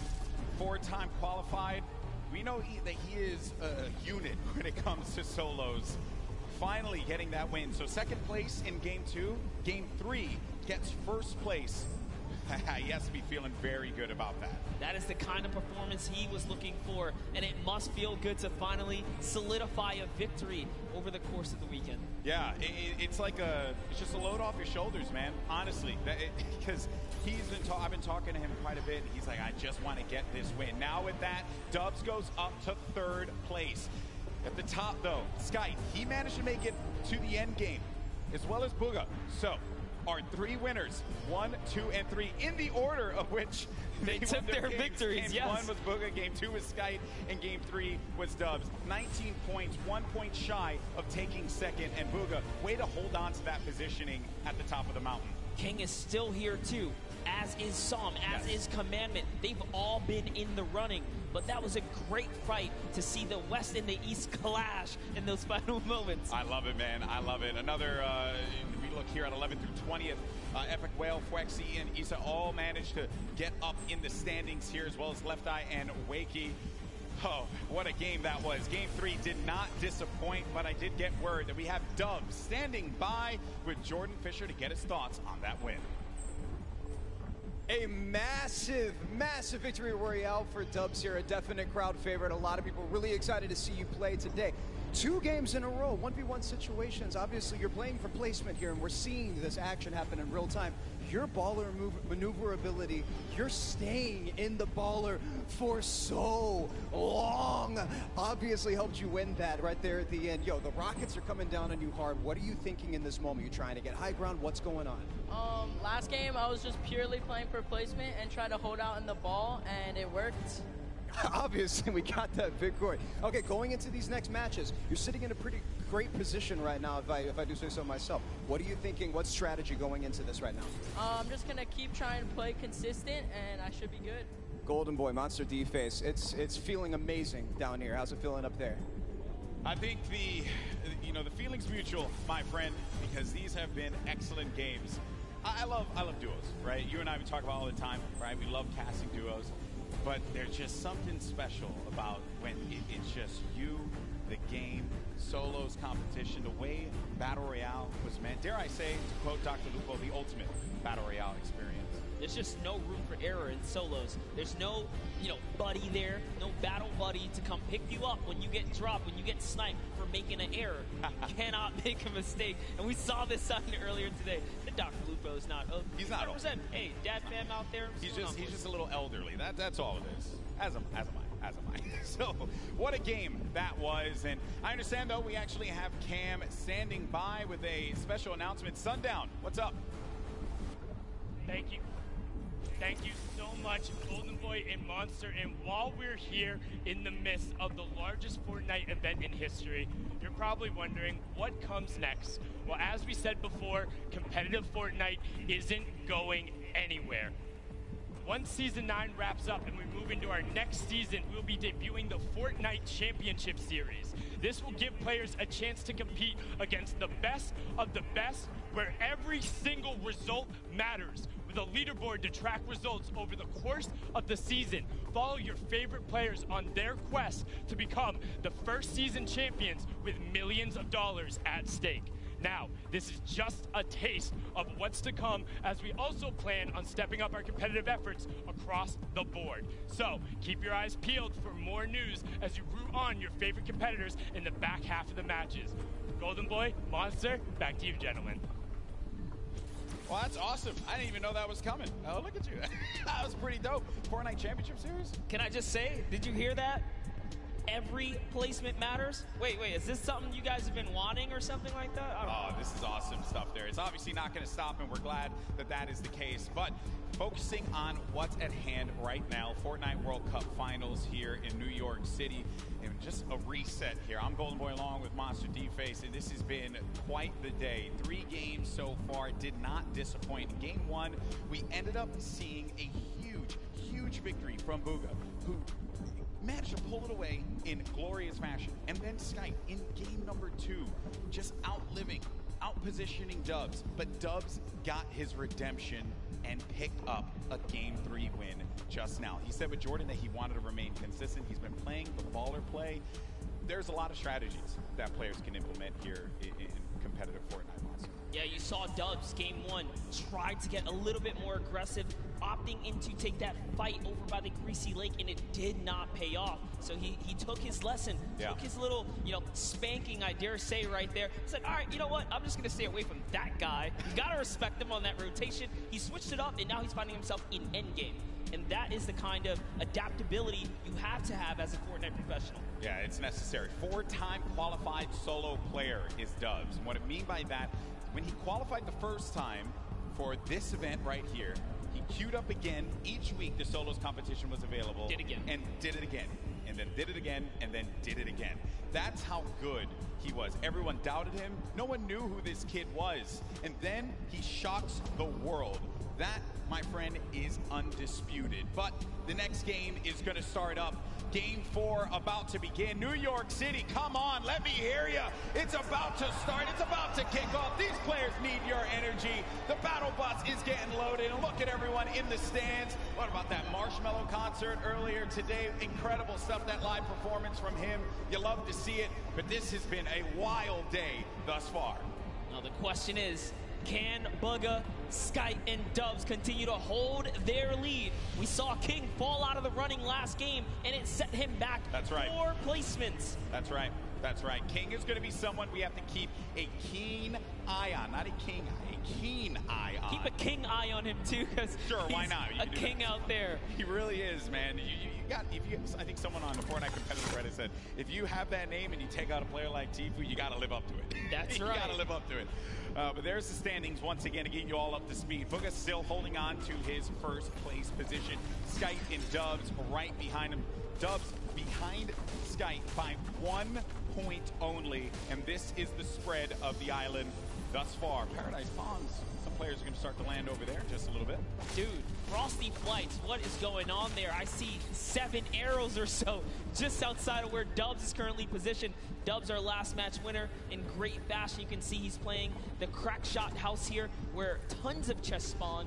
I'm also noticing over at the block, I saw another player there. I did not expect that, another body by the block, but he ended up disengaging out of there. And Clarity G off screen, Legendian as well. They're going to be some of the first to fall in game 4. There's a nice little fun fact. 46 of 68 points were scored in the online opens through Dub's placement strictly. So he definitely knows how to get to endgame. We already know him as one of the most mechanically gifted players, especially with his duo partner Mega, who, by the way, they're both qualifying. One of the only teams that are full qualified. And sitting right next to one another as well, as you saw when Dubs picked up the win. His first person to congratulate him, his teammate Mega. Now, Rux. There you go. That's what I want out of Rux. At the start, Arkrum. That is a big elimination. Shaking the head, shaking the head. Feels bad, man. Oh, and when friends collide. Yeah. Ouch. Yeah, that is a rough one. Then you got Nix and Niddle. Nix, a Brazilian player. He was clinical during the qualifiers. Always seeing him in the top 10 each and every week that he played. Everyone in the region, everyone in the Brazil region knows how good Nix is. There's one player right below him, and maybe Niddle is going to experience that for himself. Nix does have that life lead here. We'll have that shield advantage. Niddle, a little weak on the HP side as well. Listen, Nix is here to show why he's the first qualified solo and duo player from the Brazilian region. There's only a few players who have the title of being fully qualified or double qualified for the competition here. Nix is one of them. He's hearing all that movement up above him. Niddle does have the high ground. He goes in for the challenge, and that's Nix doing it for the region, doing it for Brazil. More cowbell, please. Nix versus Niddle. Nix comes out on top. He wiggles his finger at the camera and says, no, no, not today. Snobby Shores is his home here. And the good news is he won't get eliminated right away after he does a little motion to the camera. I love you, buddy. You know, no instant karma for him. No instant karma for him. Taking a look at Moffin. One of our few players representing the Asian region here. Japan as well, 15 years of age. Got a lot of great players from Japan that have joined us in New York City this weekend. Tons of young competitors. We saw a great performance from Sinnoh and O-King yesterday, but Letwike and Twins, they've really been going at it here and in Paradise Palms. The only players here, so the winner of this one's going to take it all. 7 builds for Letwike currently. HP, little dire. Twins also going to be in a rough spot too, and won't get an opportunity to be able to pop that big potion there unless he goes for it. Okay, he's making it happen. He's going for the big potion pop, and he does get it. That's going to give him a slight advantage in this fight. The difference was no hesitation here as Letwike is going back in it, even with the health disadvantage here. Oh, that shield's going to be gone out of that one monster. Let does go up above him, and no! Twins got caught looking, and that's Let, who will benefit with that Chug Jug. I'll tell you this, so much confidence. Confidence is key when it comes down to these PvP battles. He just went all the way. He was committed, and he was, hell-bent on getting the win there. But Ghost Issa, we haven't seen any Shifty Shafts action all weekend long. Good to see Ghost Issa here on the main stage, as he deserves as much love as anyone else. What's he going to do? How's he going to represent for himself and his fans? It's a battle, cross-regional battle here between Moffin and Issa. Moffin from Japan, putting this region on the map, perhaps. Issa, well-known player in the space. He's been at this for quite a while. Off-screen, you just saw King's name in the action feed against Teak. Another shot, actually. Issa getting third-partied, and sometimes when you're in these fights, you just don't expect when another player, they're gonna hear the gunfire. So they're gonna try and push the fight, maybe get an advantage out of it, and it's Mega! Mega marches on in and gets the better of Issa. Now it's gonna have to deal with Moffin, does not have that floor quite yet. Moffin's holding it down, does he get the hack through? Moffin goes in for the fight, but that's gonna be another one! Number 2 for the Mega Man! We wanted some Shifty Shafts action, and we got it right there. They are just unfortunately in the warpath of Mega. He lands right outside of this area. Good on him to rotate through here and catch him off guard. Here's a nice little replay from that was Teak. That was King taking out Teak. Yeah, the King elimination on Teak. Huge for him. All right, Unknown Army. We touched up on him in his pass earlier today, At one point, he was actually somewhat shunned out of the competitive discourse for being too aggressive. Little did he know that was the perfect way to find himself here at the World Cup stage, because it was all about pushing players and getting eliminations.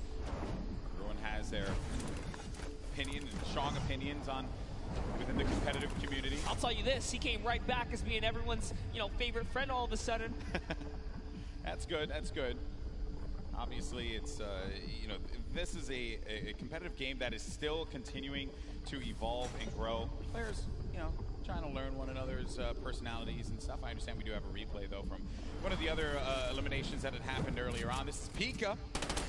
Look at this, Pika jumping forward, finds one in front. That's the third party. This player now having to look at Pika, but that was nasty. Pika made him pay. Pika ordered a quick two-piece chicken nugget, and Aqua was a part of it. That's so Deep fried him. unfortunate. Aqua's really been struggling so far in the solo competition, but I'm sure it's a breeze for him now, being that he had such a huge day yesterday. But jumping in with Zayt here. Right now, Aqua's playing with house money. That's what we like to say. A huge performance from Zayt yesterday, but unfortunately for him, not going to be the case in Game 4. Hood J, his first elimination is on to one of Fortnite's greats, Zayt. But the fight continues against Dracons. An artillery strike right here, and Dracons is going to have to back up here. As Hood J is going to get a moment of peace because he's in the lowest level. He doesn't have to worry too much. Dracons trying to axe his way through the middle and trying to loop right there. That's his loop, respectively, if he can snatch it really quickly. But no, he's more focused on this battle right now. And sets up a cone as well. And Dracons, from the Brazilian region, so there's just aggression. That's what they do. They'll go after the fights, and they want to get in your face. They don't care. They don't care what region you're from. Absolutely loving the rhythm right now. He's really messing with the cadence of his axes, but he's going to get punished. And now he's the one who's on the defense right here as he backs up and takes the defensive stance to go ahead and heal. Doesn't have any shields, no minis, unlike Hood J, who has 2 more remaining. This is going to allow him to bounce back. He's got all the mats now, Golden Boy. Yeah, he's got everything to work with. Sometimes you got to go, just farm up, pick up as much as you can, or maybe even disengage from a fight. It may not be worth it. It's okay to disengage. Play the safe game. There's no reason that you got to get aggressive, get in their face. We understand that is what the region likes to do, but in this instance, hey, you're playing for the long game. Yeah, and I talked with Macwood and Calculator in the Players Lounge for a while. And I asked him, what do you do if someone disengages? Do you respect a good disengage? He says, depends, If both of you guys are in a weird situation, they'll give it up. There's no reason for you to go for a fight that you're just not comfortable with. Crew, though, he's looking for a fight right now. Has this player playing a little defense, but he ends up getting tagged, and now it's going to be him on the back foot. Has to take a moment, pop a mini. That was a best-case scenario for him because he still has a full whites here. He did not lose normal health points. It was just his shield that was ripped off there. 2 quality players right now scrambling against one another. Pika, get rid of the trees so that you can get above. You also get a little bit more resources out of this, perhaps. And it's right in front. Oh, man. Played around the corner there. And then Pika, he just had that brief moment to move away. Saw him move ever so slightly down low. Just saw the tip of his head. This is an intense battle. Pika versus Crew. Crew, a double qualified competitor here. Didn't play in the duels competition yesterday. And of the 2, he's the one who just goes in. He's not the IGL. Let's see how he can handle himself here when just playing solos now. And he's in the zone. He's found himself in the zone. Yeah, they're going to get ticked for 1 in the zone, and they're pretty far from it. He doesn't want to play off that camera angle, but he's going to chuck a brilliant grenade right there. It's going to open up the box. Now you're inside of the Storm Monster. What do you do? You're engaging in this fight. You're losing health little by little. What's the play now? Oh no! Got the med kit, but he couldn't connect. The play was just to go for it. Pika gets the better, but he's going to continue to tick for health. Does have a launch pad though. Can fly back. He's really far from the safe zone. I just gotta say, that was Crew's game to win. He managed to turn it around and get that right camera dominant angle back, and he could have had it at that moment, but Pika's prime positioning put him over the ramp. He lost sight of him. He let his guard down. He got punished for it. And this is from Pika's perspective and how he got the better of Crew. With the burst SMG, the weapon that I happen to favor quite a bit. I like it, although I do like to set myself up for failure sometimes. So I'll pick up the burst SMG. It won't really end that well for me. But for these players here, they know how to take advantage of each item in Fortnite. They are so good at really working with what's in front of them. Now the format, as we had mentioned before, we're pretty far from it. Okay, so when you get to 25th place, that's when the placement points start to tick. But each elimination is going to give a crucial point. These have been some low point games. If you watch the online qualifiers wondering, man, we're seeing players getting 60, 70, 80 points, even 100 in some instances. Those are the online qualifiers, a different format. These are the best players in the world going against one another. The gameplay is going to slow down just a little bit as they all fight for the positioning. Yeah, this is definitely that time in the game when everyone kind of positions up and the heavy congestion begins, but King doesn't care about that because he's King. He's looking for a fight, and arguably the worst zone to fight in, approaching zone 4 and 5 here. He's a savage. He's a savage. He does not want anyone else to sit up upon that throne. It should only be him, but it's okay. Sometimes you don't have to be that thirsty. You can move away. That player popped that ramp in front of him. He gets out. And look at this, look at that. That was so brilliant. He changes his angle there. He says, you know, I'm not going to use this side. I'm going to go around and start collapsing in on you, just losing or pushing that player out in uncomfortable ways. Oh, I like this. He's going down low. Master at finding angles here. He's just looking for the best way to break apart his opponent right now, and he's really playing mind games. Now, suddenly, this guy doesn't know what side he's safe on. He's losing all forms of real estate right here. You know, King, he just constantly wants to be in your face.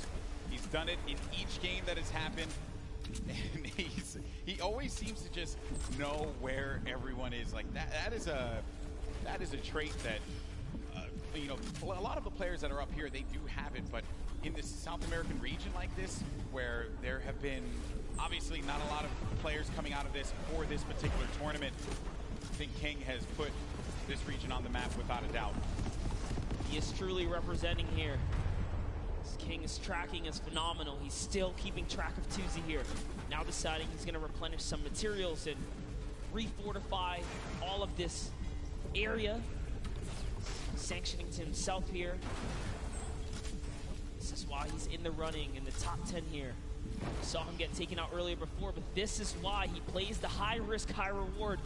If I'm being honest, that's how you take first place. You put it all out there and go big or go home. Everything goes in your favor, honestly. Go big or go home. King fight over on the mountain there. Tuzi's next to him, as well as Keemstar. And King, he's gone. He's flying over to the next target here. He just doesn't stop. Into another box fight he goes.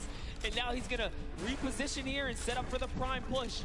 This is ridiculous. Look, he's still going. He does not care, people. King wants to jump into your box. It's his box now! Oh, what a beast! What a beast! He's not here to play. Laser's going to go down. King. Bow down. We thought Booga was one of the best box fighters. Hold up, it's time to do some reviews here, because King is putting himself on the map here.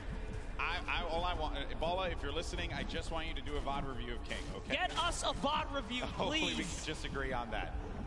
Wild stuff, man.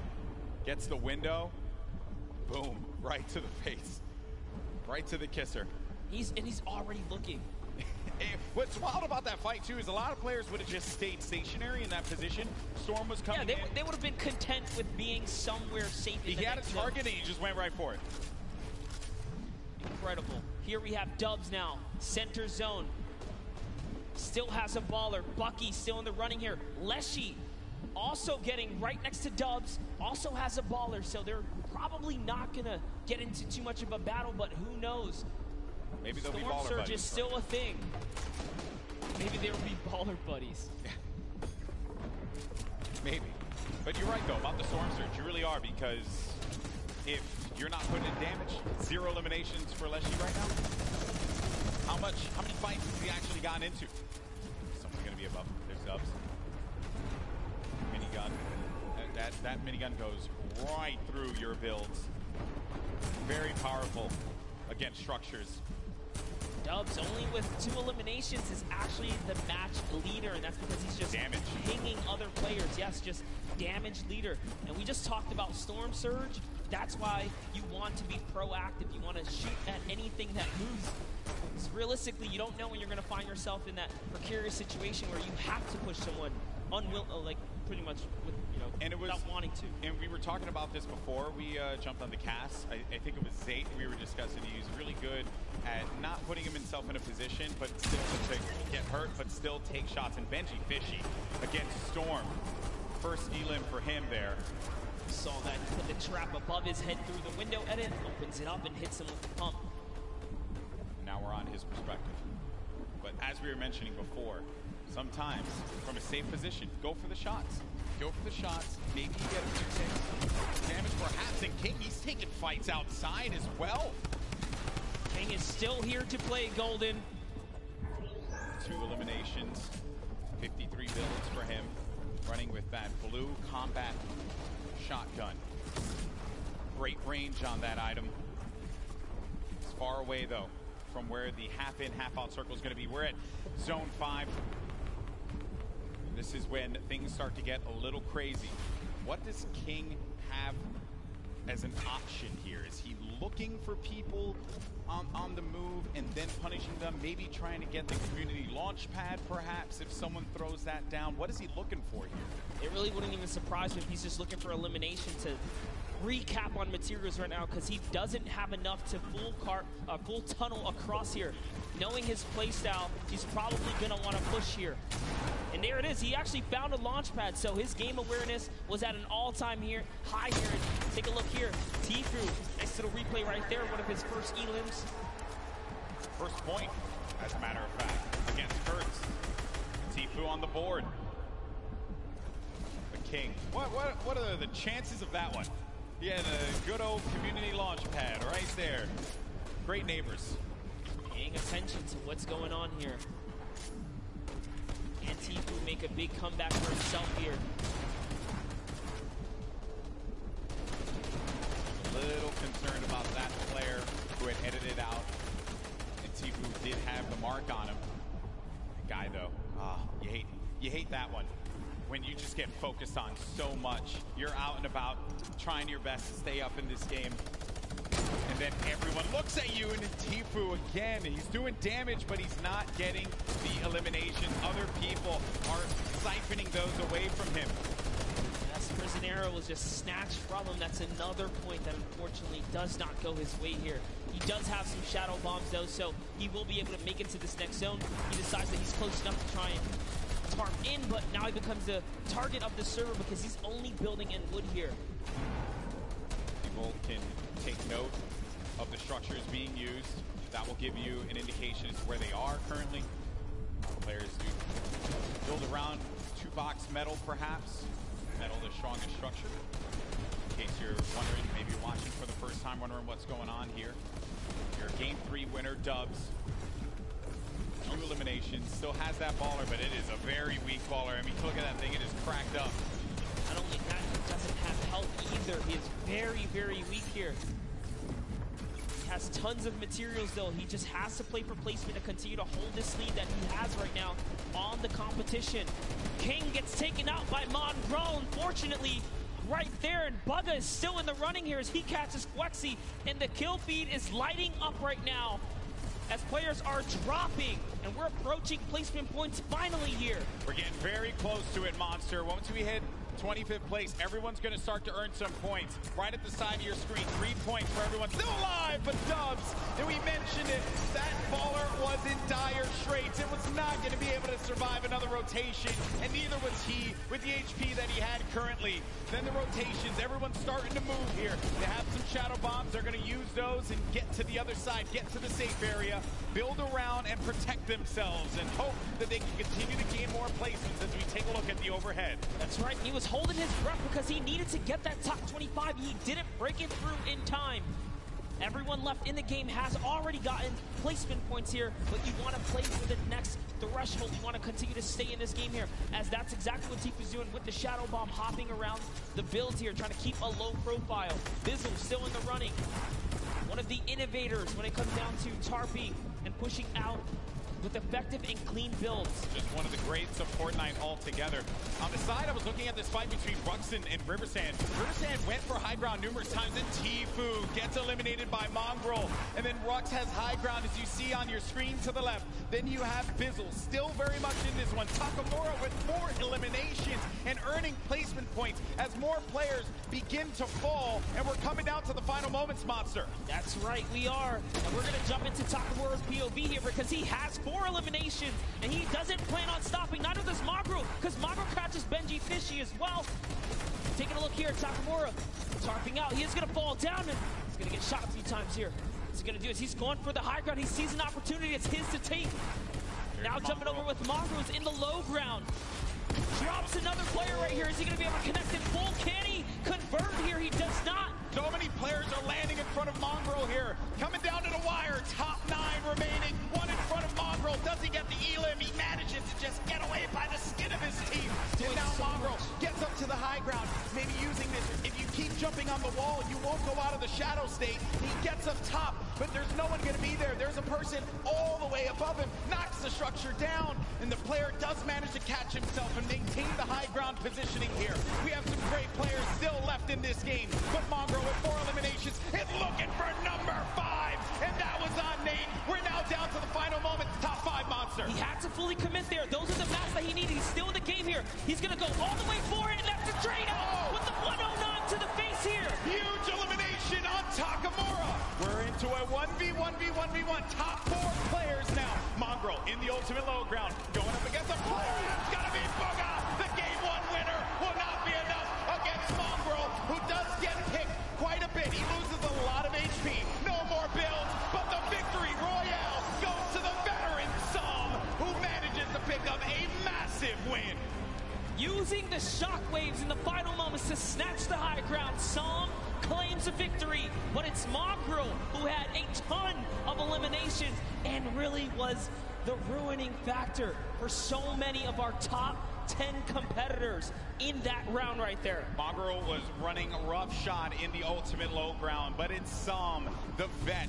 He has performed in so many competitions at a high level, and it's no surprise here. When Som gets that high ground, everyone needs to look out. He's so good at that. Mongrel had no builds left. He had no HP to work with. He did the job he needed to do. Top 2. He got second place and a bunch of eliminations. And Shockwave's late game again, Monster. Such a great piece of equipment that you can use. Love that right there. Stands up, flexes, hits us with the let's go. He's feeling good. And that's a huge accomplishment to take a victory. And just you only have so many opportunities to win a game here. Just to do that alone, it's magnificent. Yeah, it really, magnificent is the best word that I could think of at those final moments. Games 3 and 4 certainly did not disappoint. Oh, that was a wild, wild game. Here are the standings, though. Booga still holding on to first place. Look how far ahead he is. 8 points currently, but Som now jumps in to second place. Nate in third. Riversand, who's managed to put together some great games, is in fourth. Rux as well. Epic Whale in 6th. Skype and Dubs get knocked down to 7th and 8th. And King, who has been very aggressive, is in 9th. And then Peter Pan from South Korea in 10th place. Doing so good. The last player we saw in 11th place, Epic Whale, shot himself up to that front page, guys. So don't count out Andretta, Benji, Savage, or anyone else here in the top 20 because they have what it takes. Look at how close the point threshold is. Yeah. Everyone is in the running for top 10 right here. and that's life-changing prize on the line here. The stakes are so high. Yeah, the gap is so small, and these players have the capability of being able to get into the top 10. 2 more games remain. Wonder who's going to take it all, but let's go down to the stage. We got Jordan standing by with our Game 4 winner song. And a huge Game 4 win for Psalm. Now sitting at 2nd place in the standings. Feeling really, really good right now. We're just talking about that high ground take. You said I didn't think that it was going to work, but real domination right there at the end. What was your thought process going up against such a stacked final 10 people? I mean, some of the players that were there are all capable of clutching this up. After I got the high ground, I was just focused on playing safe, make sure I don't lose the high ground, make sure, no one influences up to take my high ground. And then, I let everyone on the ground do their thing, and then I clean up. And the cleanup was real. Back to you, Golden Boy and Monster D-Face. Always a pleasure to hear from Psalm, a veteran in competitive Fortnite, and doing it once again. No shocker there. You take the risk, you make the bold play, and sometimes it pays off. And in that instance, it definitely did. He's coming out quite pretty from there. I believe was in 2nd place, currently in the standings. That was a nutty game, man. He's been in top 10 this whole time. Since the competition has begun, he's been chipping away at placement. And that last one was a huge victory for him. And that is exactly what he wanted and needed here to keep him relevant. Yeah, so many great moments in that game. And while we had the best seat in the house, there were some moments that maybe we didn't catch. And the good news is we got one of the best VOD reviewers in the game. Balla standing by to break it all down. Thank you so much, GB. Yes, we have 2 games remaining, and it looks like Psalm and Booga repeating that first game success early on. They're going to move forward at the top of the leaderboard, but for now, we're going to take a look at some of Rux's performances and some of his shots that push him up to 5th. So while we roll these clips, Rux, in the end game, first, he set himself up brilliantly in the early game against Arkham. We've talked about Arkham a number of times. This duel has been going on every single game here. Rux takes the better of Arkham and gets the loadout that he needs to push on forward here with the infantry rifle and the combat shotgun, and heals to boot. Only 1 mat remaining through this entire time. Doesn't quite get those mats after finding the elimination onto Core Gaming, so he's working through old structures here, other players' structures. And that's when you start going sneaky beaky mode. He stays crouched, make sure that no sound is coming through for that elimination onto Slaya. He had high ground in this position. A nice shot there onto Light. Unbelievable flick shot with the combat shotgun. And then this is when I believe it was somebody else took high ground here. Beautiful retake. It's Stompy. Rux brings himself up into 5th place with that. We'll see if he continues to climb. But for now, we've got 2 more games to go. Gentlemen, back to you. Thank you so much for breaking that down, Balla. Rux, who has been time and time again showing up in the top 10. We always see his name, whether it be solos or even in duos, along with his teammate Pika. They always have great events. So no shocker there. But this is, what a wild ride, right? We've been on 10 weeks up until this point. All these players from around the world. I love looking at that top 10 as well, man, because it truly is a great international game that we have here with Fortnite.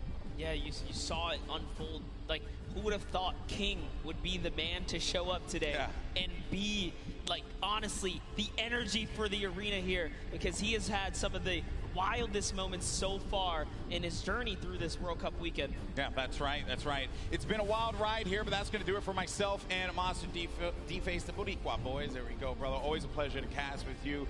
Now we're going to go to a quick break. When we come back, Courage and Dr. Lupo take the stage one more time, and then we crown our Fortnite World Champion. We'll see you in just a few.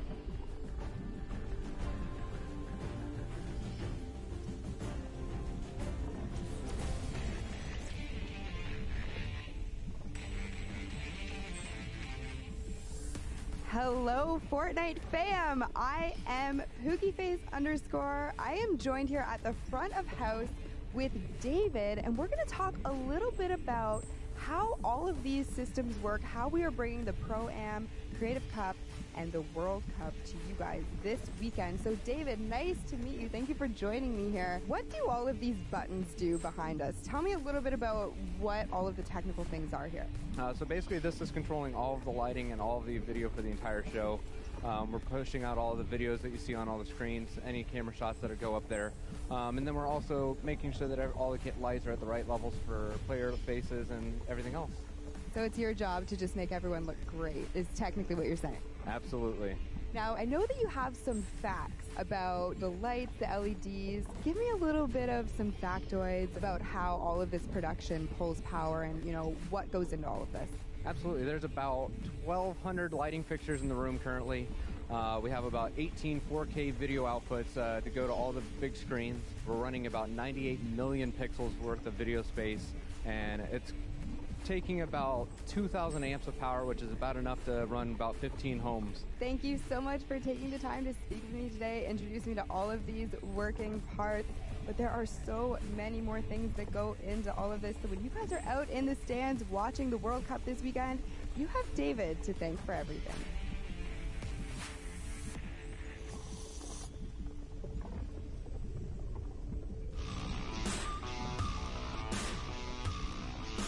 Dub said, look, I've qualified. I'm just going to come back and just flex on literally the entire region. It's ridiculous. I mean, the fact that you can be so consistently good in one of the major regions. The best of the best aren't concerned with just barely making it. They want to win every fight. They want every point. That's why he's in first. There's a reason he's one of the best solo players on the planet.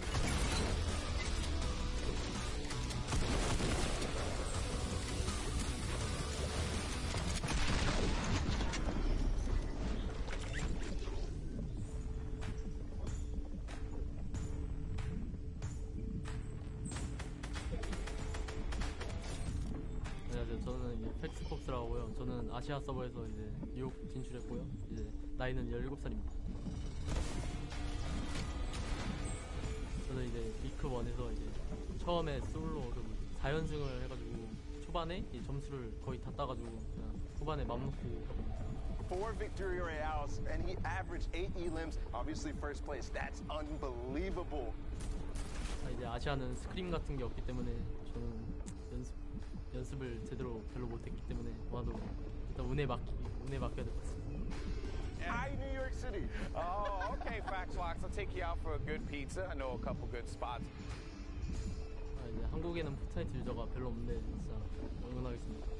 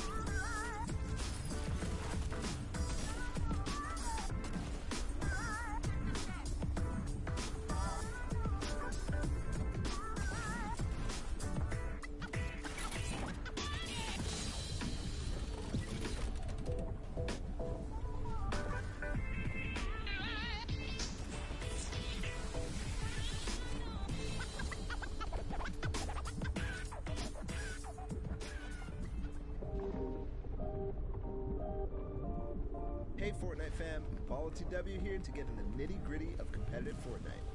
Final circles in competitive Fortnite are packed tightly with both action and players, all fighting to get the victory royale. Let's introduce one of the most common techniques used to outlast your opponents in those congested final zones. What is tunneling? Also known as snaking or pathing, this is when you build a protected tunnel while running away from the storm and into the next safe zone. When these safe zones get so small, this becomes very, very important, as there can be opposing players on all sides of you. Here's an example of the most basic tunnel the straight tunnel. From your base, you simply build straight towards your destination straight ahead of you, with the floor piece below your feet and above your head.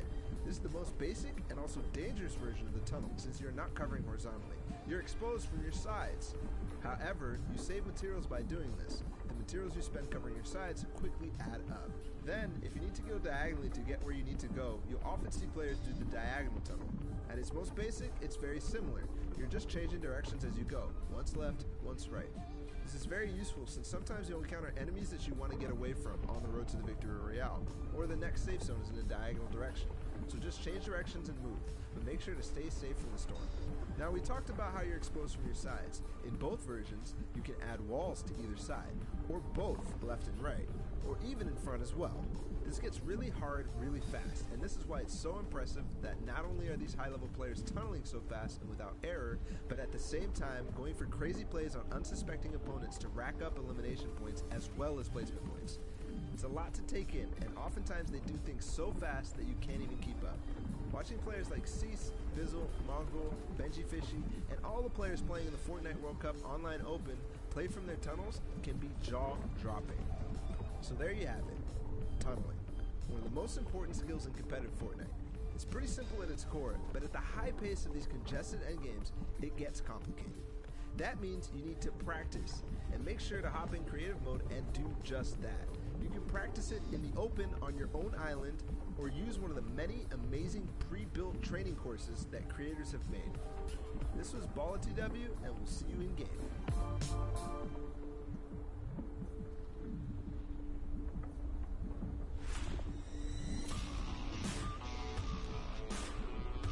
My name is Turner, aka Tifu.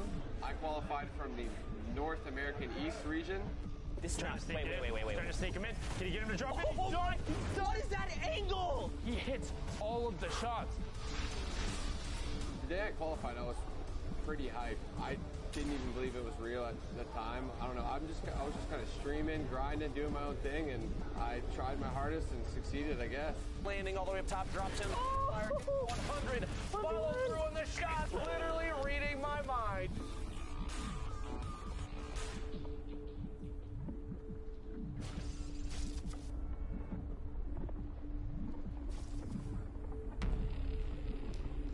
He's a special player.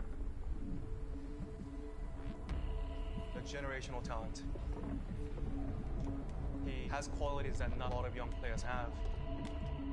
So mature, so dedicated, very rare to see.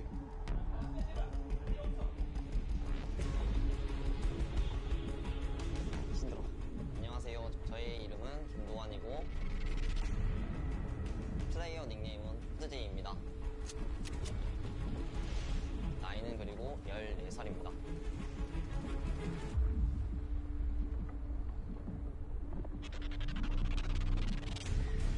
He's disciplined. Jay drops down. He's focused. That was an ambitious play. He wants to push it. What a charge through the box in there. That's what he needs to do to become the best.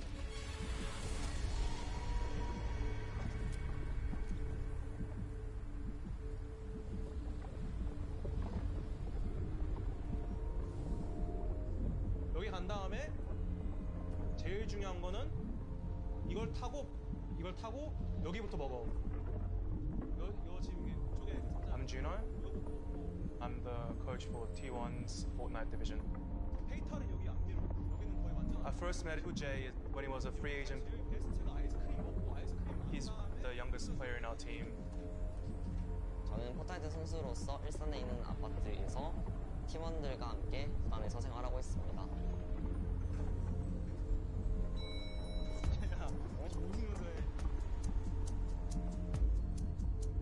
놀거리가 가장 많고 저희 팀원은 가족 같고 가족보다 뭔가 좀 더 끈끈하고 좀 더 위인 그런 팀인 것 같습니다.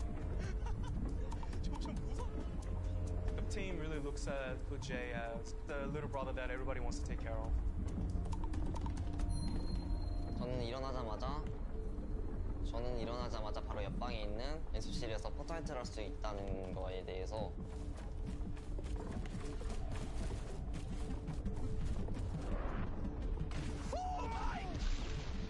tempo is quite a bit faster than a lot of the other players.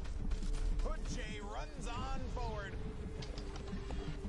아무래도 건설이라든지 편집이라든지 그런 부분이 좀 재미있어서이기도 하고 제 목표를 달성할 수 있기 때문입니다. 저는 포트나이트 게임을 시작할 때 이기자라는 목적으로 많이 시작합니다. Tags him and brings him down for the victory royale. He wants to always be creative, always change up his playstyle, and steal the tempo from his opponents.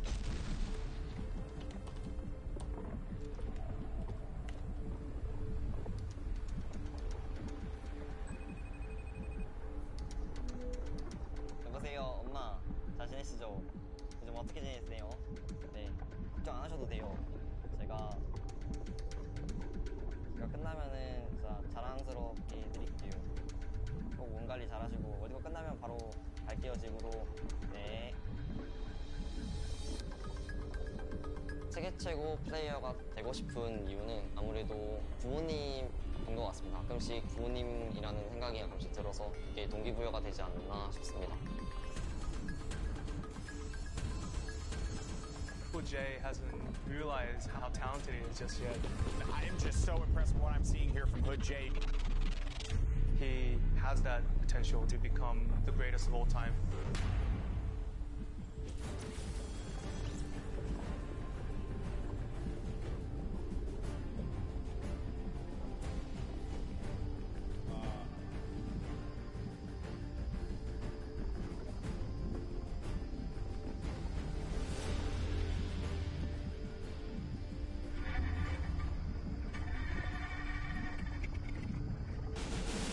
Ladies and gentlemen, it all comes down to this. Millions watching across the world. On the biggest stage. Every single player out here, an absolute gamer, Jack. We've never seen anything like this.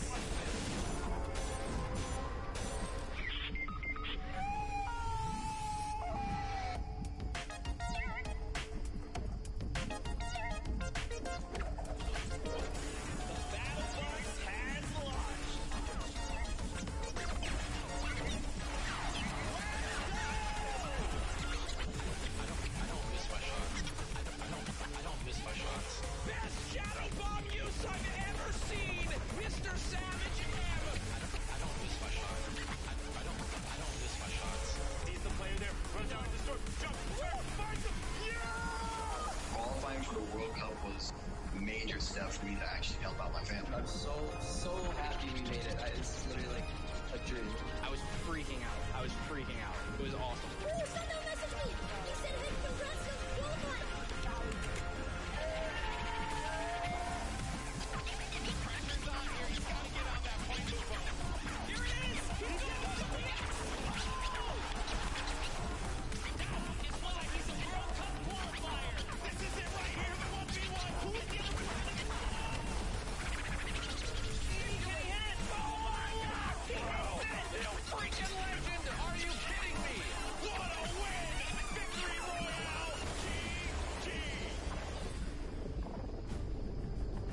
Ladies and gentlemen, huge shout out to Mike Realm spinning over there, guys. Give it up for him. And now we are one step closer to crowning our first Fortnite World Champions in solos. History is about to be made here, folks. And now I want to ask everyone here in the arena, are you ready? Let's do it one more time. I'm going to ask you again. Are you ready? Let's send it over to your casters for the last two games, Courage and Dr. Lupo. Over a year ago, the Fortnite World Cup was announced, and here today it culminates in the final two games of the solos competition. $30 million in prize money this weekend, and in two games, Dr. Lupo, we will crown another Fortnite World Champion. We've seen a ridiculous number of plays from everybody on the field. Even moments like King going out, literally the first eliminated one game immediately after, just slaying out in the lobby. We love to see gameplay like that. Very aggressive from a number of players that honestly a lot of us didn't even expect to show up on the board. You have to remember though, every single player that has qualified for the solo finals here at the Fortnite World Cup in New York City is at the top of their game. 40 million people played through. This is what's left, the best of the best of the best. We know the storylines continue throughout this lobby of the 100 best players in the world. We have 2 games left. Our standings, well, they're very close, and Sundown's going to update us on where they lock up. Thank you so much, Lupo and Courage, with only 2 matches left to decide who is the world champion solo player, who is the best of the best of the best. We're going to take a look at what the standings currently look like and what needs to happen. So the first thing you're going to see right away is the runaway train Bugha up top. 1 victory royale, leading the pack with 15 eliminations at 37 points, 8 points clear. But we talked about it a little bit yesterday and a lot during the qualifiers.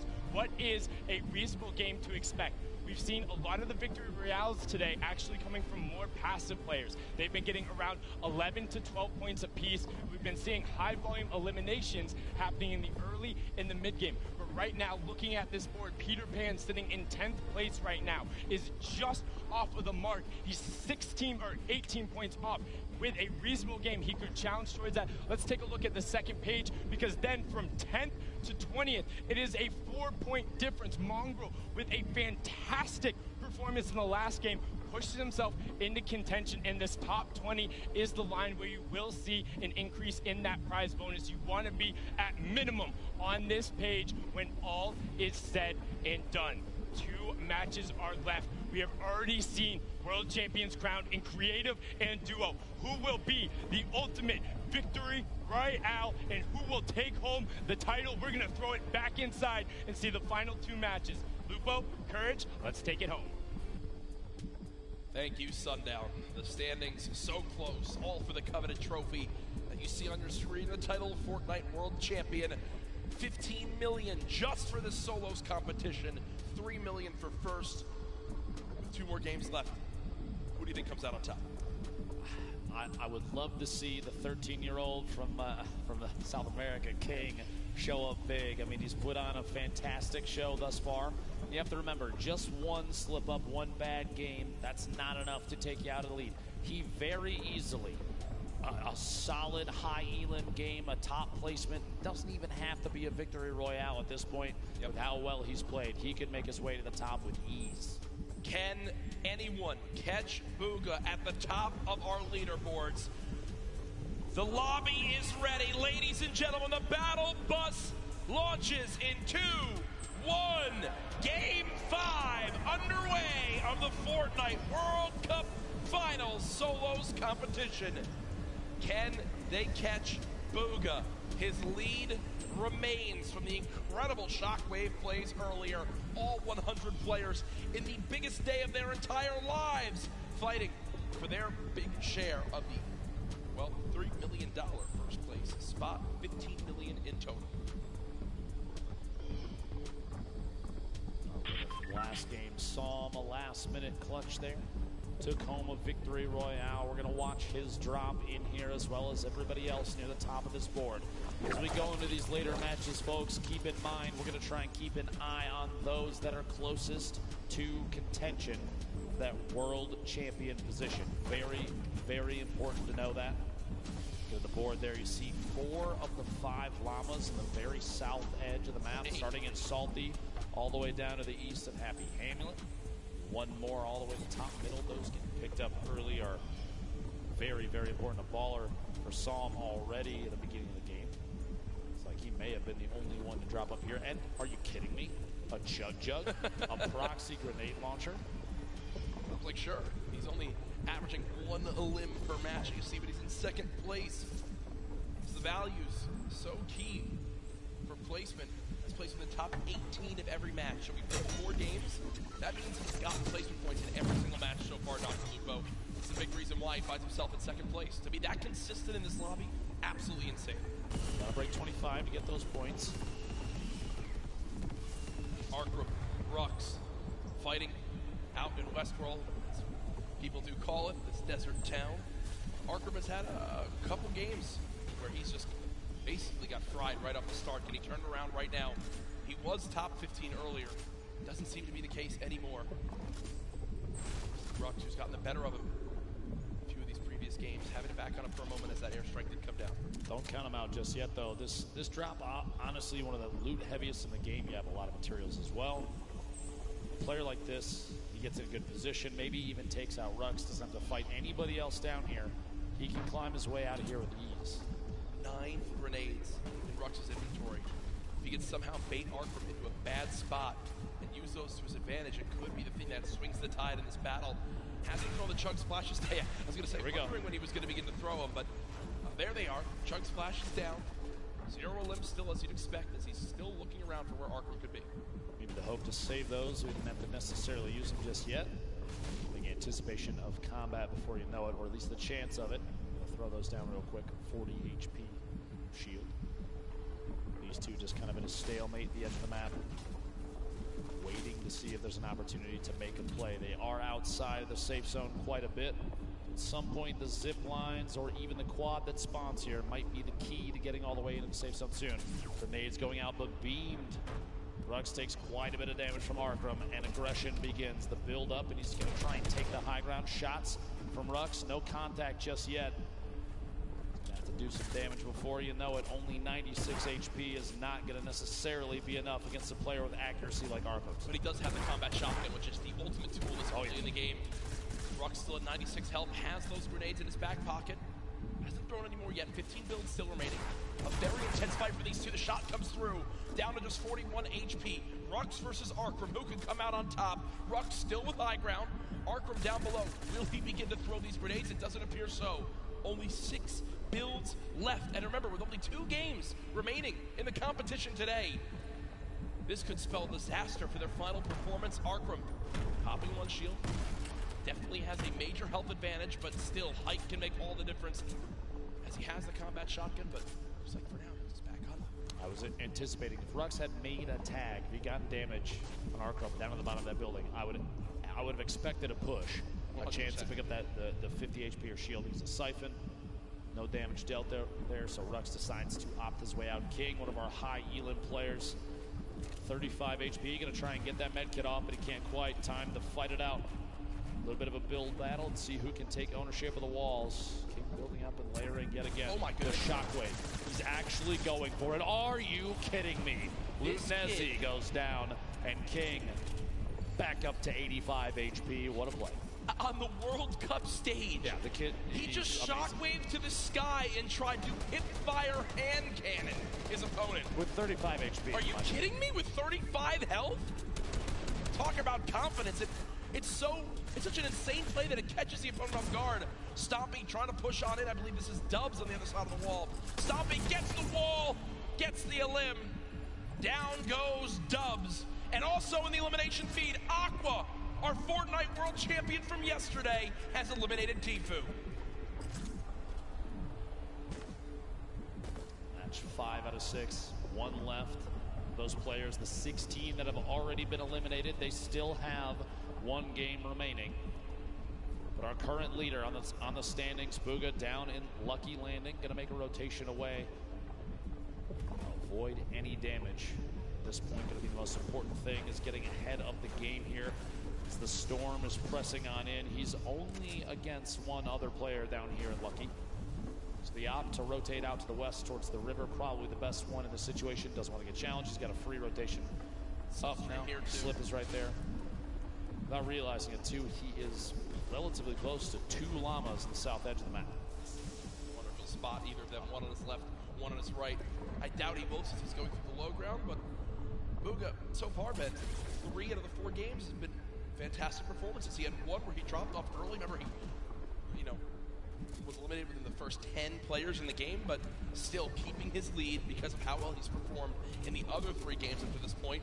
Teak did show some aggression there for a moment, but decides, nope, I'm going to fall on back.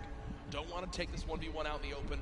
Would rather go continue to loot on up, earn more materials because, hey, 45 builds, you think, that's a lot, but not in any case in a competitive lobby like this. And, well, since he fell back, he's able to get himself a combat shotgun. Good about that. Clicks in the feet, picking up an elimination on Nate. Down to 81 players remaining as this first circle starts to close. 52 seconds left before that happens. And this first zone, very central on the map. No super drastic rotations need to come on through. Here's a replay from earlier on of how Aqua challenged and eliminated Tfue. Tfue goes to the floor, Aqua gets the floor, and Tfue stands no chance, can't even fire a shot. And there's the frustration from Tfue, as he knows he has not had the day he's wanted. One of the biggest names in competitive Fortnite, one of the winningest players of all time, getting shut down here at the Fortnite World Cup solo final. I would say it's definitely a different playing field than a lot of these players are used to, no matter where they hail from. It's the first time that we've had multiple regions from the entire world all play within the same lobby, the same setups. It's all on land here, so it's just a different scenario for everybody. Especially on top of that, if you have younger players that have never had land experience, nerves can potentially play through it. But she pushes into the box, gets inside, and the elimination. Robams goes down here in Neo Tilted. And I like that a lot from Lecce, right? Because he's got 200 HP. He's already done a lot of damage to his opponent. He also does 23 more white damage, HP damage to realize, wait, I have a major health advantage as Booga begins to dance on the main stage. But he pushes on in, forces the play, and says, you know what, if you have a trap, I'm still going to survive through it. You're so little HP that I know I'll eliminate you, even if I take 150 damage from the trap. Booga, I mean, I guess this is kind of the mindset he has right now. I'm in first. I've got shadow bombs, I've got a launch pad, I've got everything I need. Banny, if you want to play this game, bro, you can play this game. But Booga dances, and his opponent says, no thank you. No dance battle for me today, I'll back on up. It's enough to pressure him to rotate. Imagine dancing and scaring away your opponent. That's when you know you're good at the game. Whenever you dance, you scare me away too, Jack. Don't worry. 73 players remaining as Cease picks up an elimination. A reminder on the right side of your screen, the format for the day. Match 5 of 6. We have 10 points for a victory royale. You make it to top 5, it's only 7. You make it to top 15, that's 5. Top 25 is 3, and every elimination on the board is an additional point. And also keep in mind, ooh, a big 46. The white damage, a good signal for Booga that that player most likely won't challenge unless that's the only thing they have left. Pressure there is an opportunity to just rotate away cleanly. Another thing to keep in mind, you see right there, 40% extra materials when farming. You also have a max count of 500 of each material type. So you cannot carry 1,000 wood or 999 wood, 999 brick, 999 metal. No, it's 500 of each material type. Players building inside this new structure, the corpse of the monster that glorious mech defeated to save the Fortnite Island. Hashtag team mech. Ooh, a solid hit there. Scalar going to pressure from above, knowing that that ramp was closing it off for just a second. Going to try and take it to the wall to edit from above. Why is he not throwing a stake? Doesn't own it just yet. Very good question. At some point, that's going to have to come out. Maybe pressure the player off of that campfire. Still can't get there. Still can't get it. These stalemates for taking walls, one of the highest pressure situations, because you're on the verge of a box fight in which your opponent, you know they're going to push in. They have a trap that might take a wall and place it. Go for the shotgun shot, 160. The blue pump, very, very powerful. Yeah, that's a 160 to the jaw right there. That's what people missed about the pump shotgun when it was vaulted. As we all know, recently was brought back into play, and for reasons like that, so good in the up-close fights. It's, for a lot of people, the one spot where it just completely outclasses all other shotguns. Obviously, 4 shotguns in play right now in competitive Fortnite. Storm Surge did pop up, but it went away almost instantly as this lobby has dropped a little bit quicker as things have gone on. People maybe getting more desperate, challenging more early game fights to see if they can get an advantage. Sam, who won our 4th game, using one of these big shields, and look at the inventory right now. Big shields, chug splashes, and I like that a lot. Sam at first decides, you know what, let me use this big shield. I'll get the full 50 health out of it. but because his opponent interrupts it, realizes, well, what's the lesser of two evils? That is popping 2 chug splashes, giving myself as much health as possible, and not playing greedy. I like that from Sam, a sign of a veteran player. You got to take what you can get, and that's a perfect example of it right there. At this point, he's waiting to see if there's an opportunity to sneak a shot through on the surface inside that ramp. He doesn't own it. Every time he does a little bit of damage, he has an opportunity to replace it, and he does, in fact, take it. Push on through, get the wall, goes for the edit, but a big shot from the other side, down to 71. Those chug splashes coming in big. He might have to wait, though, that last one. Don't know if we'll have time to use it. Pressure from the player inside. Rotating down, immediately popping a hole out and getting in his baller. Opts to not take that fight, and probably a very good call, seeing as how he took a ton of damage on the inside before he had a chance to move away. 110 total now. The baller's full HP, though. Here's Riverson. That legendary bolt sniper rifle. 175 total health to take a bit of damage right there. Off and set him on the left side of your screen in a metal box. Really, no one can be challenging that. Fully built metal. It's just something that when you see it in competitive Fortnite with how little ammo you have, you're basically like, all right, I'm not bothering you. You're set up. I'm not bothering you. Just don't peek out and shoot at me, because it's almost impenetrable, it feels like, with how little time you have to shoot and how little ammo you wind up having in these games. Replay from earlier on. This is Smith. Another one of these close box fights. Gets that ramp. Tries to challenge forward. Basically edited into the opponent's box. That's Hoodjay. And will get the combat shotgun. So a major upgrade from a common tactical shotgun up to a combat shotty. And I'm sure everyone that plays Fortnite knows just how good that is. But back over to Riverson as well. Rolling on through the river. I just have to say, I'm a little surprised that he opted to take the bolt over the Shadow Bomb. Looking at late game Fortnite, especially in competitive, oftentimes you see stacks of players on top of each other and no opportunity for a snipe. The Shadow Bomb is going to be a mobility he's not going to have. The baller's gone now.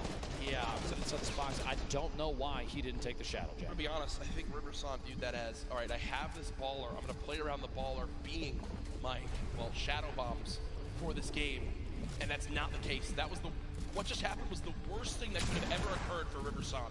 His baller's gone. He's got no movement items left, and now he's stuck on this mountain in a box fight. Just quick note, Epic Whale is currently in 6th position. Riverson in 4th, so this is a battle at the top of the leaderboard, stuck inside a box, up back and forth. And Epic cannot quite find the target. Riverson picking up a big leaderboard elimination right there. That is a moment where I think nerves gets you a little 100%. bit. You mentioned top 6. He's thinking in the back of his head, if I have a good game here, moving into the $1 million prize pots. And instead, Riverson wins a fight that looked impossible to win, and is now set up on top of a mountain with near max HP. Real quick look back here, Plug, our current leader. Look at the shots through there. Little shakes the hands off a little bit, blow off some steam as an arrow goes down inside. Very, very accurate player, Booga. See Bizzle, the top left of your screen, one of the more well-known players, like you said, one of the most consistent players, Jack, in all of Fortnite that we've ever seen. With the speed of the builds up here, we're gonna try and get a little bit of a higher view. Doesn't want to be stuck down too low in case there's players rotating. Maybe some shots on the baller soon. There's pressure being applied on others and ops into that fight as well. And if you look at where Buka is right now, on your minimap, the closest player on the west side of that zone, safe, and everyone has to move right towards him. Also, 6 minis, near max builds, 4 shadow bombs, 2 launch pads, a shockwave. Booga knows what a fantastic position he's in. If he can make it to late game, he basically has guaranteed placement points. Making his way through here. A little bit of the leftover collection. Have to do some picking up on the inside. Pretty lucky finds on the inside here. Quite a few materials. Flint knock. He's got to redeploy a ton of minis. Pretty optimal loadout for both mid-range, up close, depending on who's pushing him. Yep. Positional wise, no launch pads. But a slipstream. No shadow bombs. He does have a slip, but as soon as he's away from that thing, flying, he can establish a base, but making a move after that's going to be tough. And he is getting attacked from literally every angle on the way in. Players from all sides taking shots. He's going to have to try and push his way through for an elimination. or get out of this area almost immediately. What a tough spot to be in. Shots from both sides. Puts the trap down in anticipation of somebody pushing in, and literally cannot keep the walls up enough. And that's the downside of being one of the last players to rotate from outside the zone. Everyone who's set up, including Bugha, knows, hey, we just spray anyone. They've got to come this way. They're going to be floating right at us. If the whole lobby shoots at them, one of us is bound to get them. We're all going to get damage tags, and when the Storm Surge just popped up, everyone fiending for a little bit of damage to keep them above that threshold.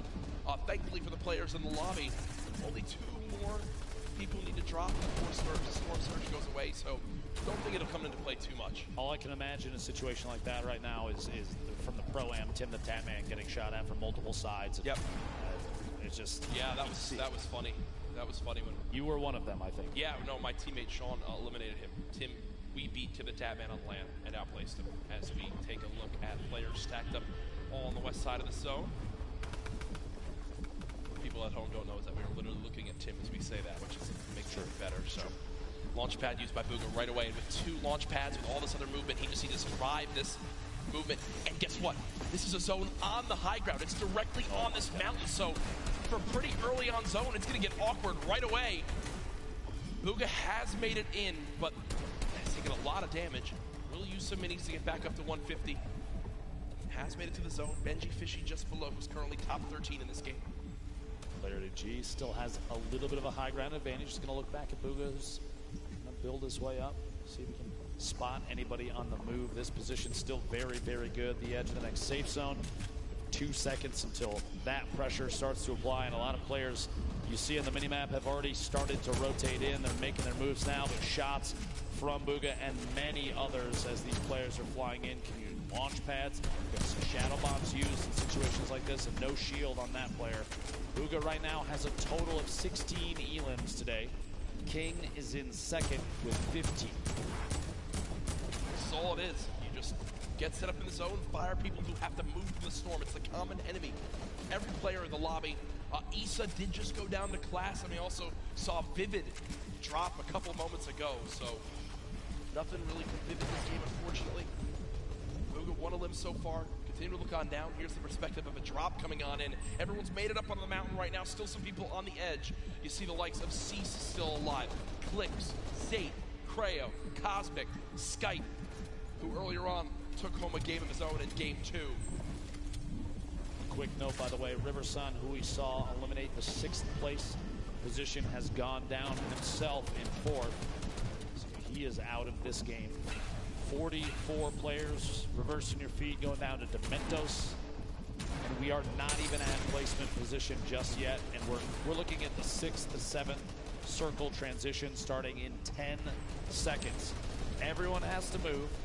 The people that have the best opportunity to take shots back, they're going to be able to pick up a lot of eliminations.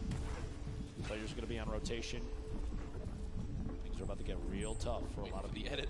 So they just wait, hop the ball, and roll. Now, I don't think you can hold high ground from this early on. I mean, yes, high ground would be very good, but this is going to be a long rotation. You're going to want to make that happen. Black is up top for the moment.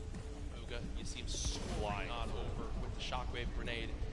Setting up, always getting ahead of the zone as far as possible. Pika there as well. Back behind him, going to take even more shots at players on rotation. Very smart play is the Shadow Bomb, and he still has 3 more, so this rotation better be a good one.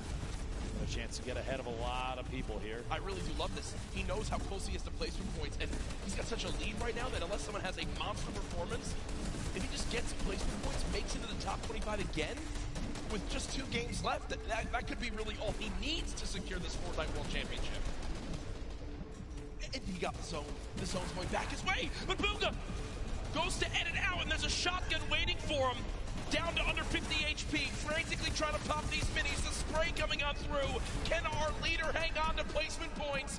Storm Surge activated on some of the remaining players. Bugha peeks out again for a shot. Not going to connect yet. 32 players left. Shadow Bomb being used. Can Bugha make it to the top 25?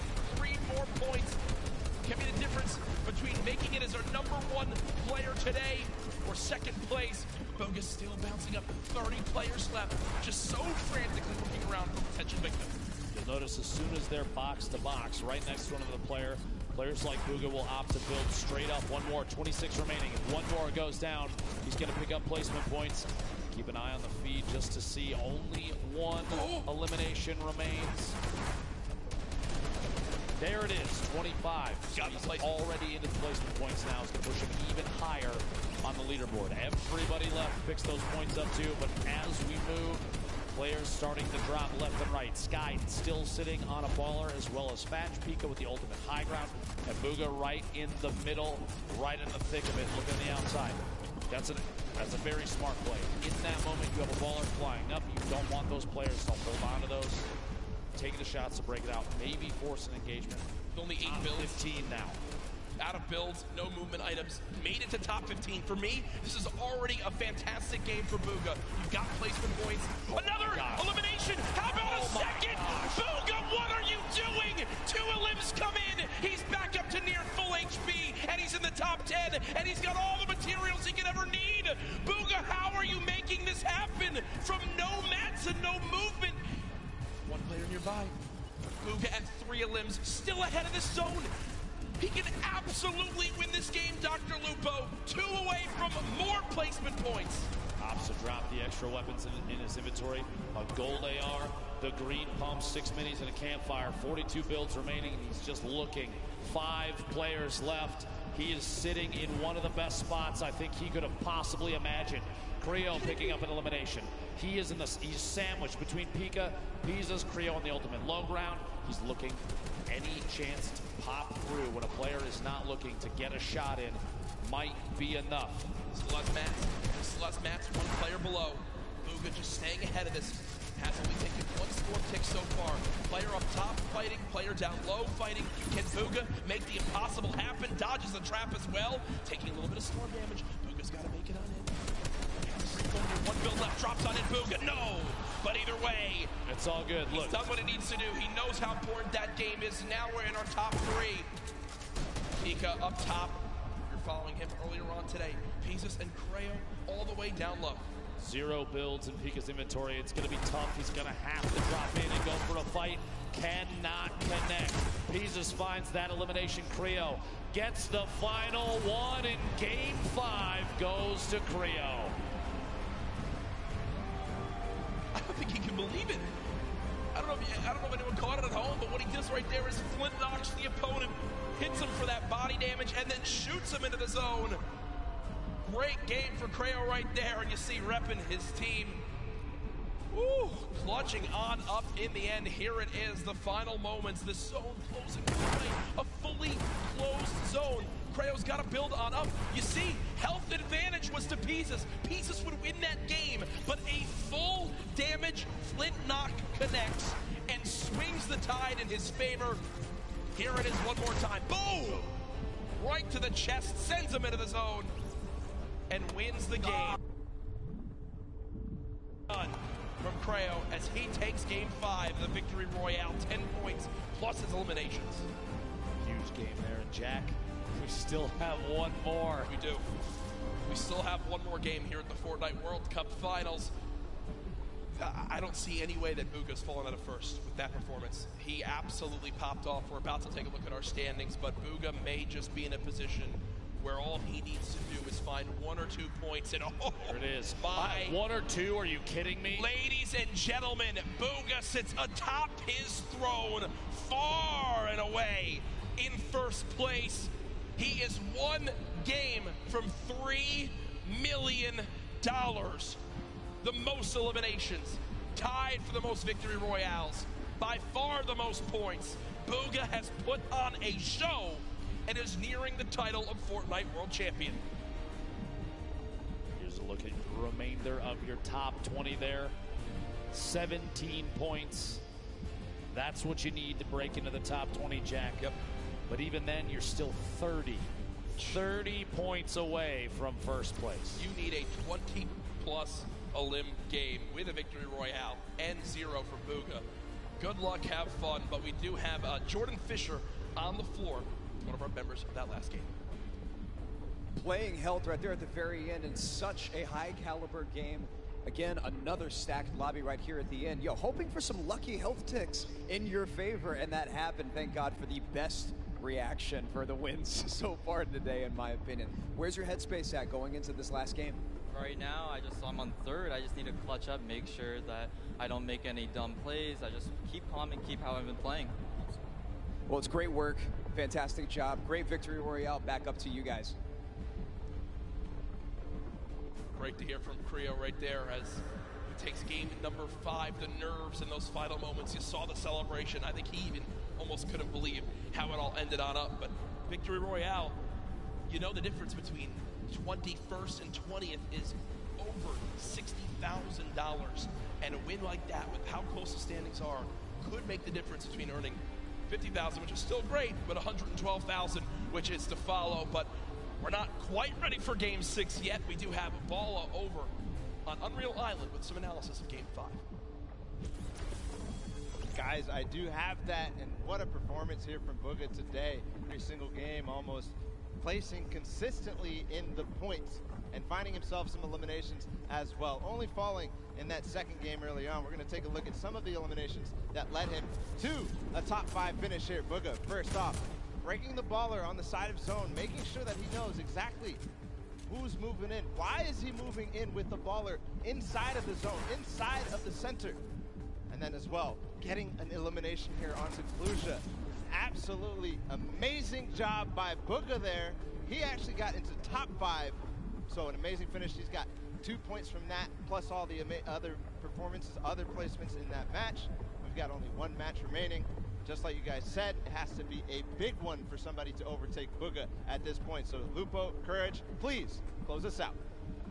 Thank you, Balla. As you know, so much on the line here this weekend of the Fortnite World Cup, but it is not the only thing that people are excited about with Fortnite right now, Dr. Lupo. There's always so much going on, and I'm sure a lot of people in this sold-out arena know this week it's time for a new season. And yes, indeed.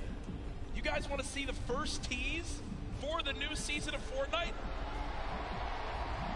Ooh. I guess we should show it to him. I have not seen this before. Oh! All that Epic told us is think back. August 1st, 2019, the next season of Fortnite. Is that what I think it is? Is that what I think it is, Dr. Lupo? CD in the third, I bet, is going nuts right now. Jack, Dusty Depot. Ladies and gentlemen, are you guys excited for the next Fortnite season?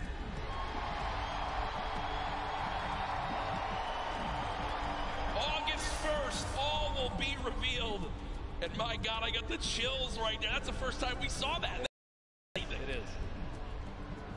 Oh my goodness, you see how excited everyone is. And we are moments away from the final game. Everything is happening. You see the leaderboards, you see how far it is.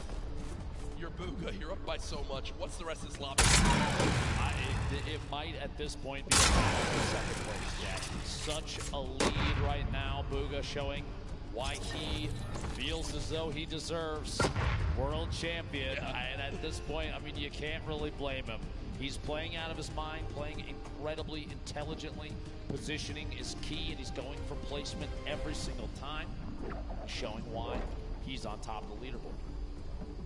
I can't believe he is so far and away the best. It has been something that I think a lot of people expected him to do well, but this well, anyone to perform this well, be this far ahead, unbelievable in a stacked lobby like this. Folks, use the hashtag Fortnite World Cup. Tell us your thoughts on the teaser we just saw, on what you're expecting from these final games, on your thoughts overall on the World Cup. It has been such a blast to be at this point. I cannot believe the road from where we started to here. These online qualifiers, everyone coming on in, the big names, the teams getting fantastic point, and with the millions watching online, I think it's a testament to how well it's doing. Absolutely incredible. You see a look down at the players getting ready for their final match of the day. 6 games total of this next and final match. We will find out who the Fortnite World Champion Solos competition is. If you're online, make sure you give some shout outs to those that you think have climbed the board. It is still anybody's game. We've seen crazy comebacks before, and it would not surprise me to see it again. Yeah. Going into this last match. Yes. The nerves for some of these players probably at an all-time high. Yes. You have to realize there's going to be more after this, though. Oh, there's got to be more after this, Jack. Yeah, this is not the end by any means. Yes, it's the biggest event in Fortnite competitive history, but there is still a bright future for this game. The new season coming out, more and more to be announced, I'm sure, very, very soon. All I know is the players are getting loaded on up and ready. You see them all looking around. What an experience this must be for all of them, their families in attendance. So many people here I've met this weekend, Ben, have been, it's their first ever gaming event. You know, not a lot happens in the Northeast because of, well, to be quite frank, how expensive it is to run events in this area of the country. But Epic do it, and they did it in style. What a fantastic venue. The Marshmallow performance earlier, I saw how excited everyone was outside at the fan events too. It's been so cool, and I've been a part of so many competitive gaming events up to this point. It's been my favorite. I'm saying it right now. I appreciate that. It might just be, and that's all I know. I keep looking around, seeing everyone just excited, full flowing back on in, back to the back.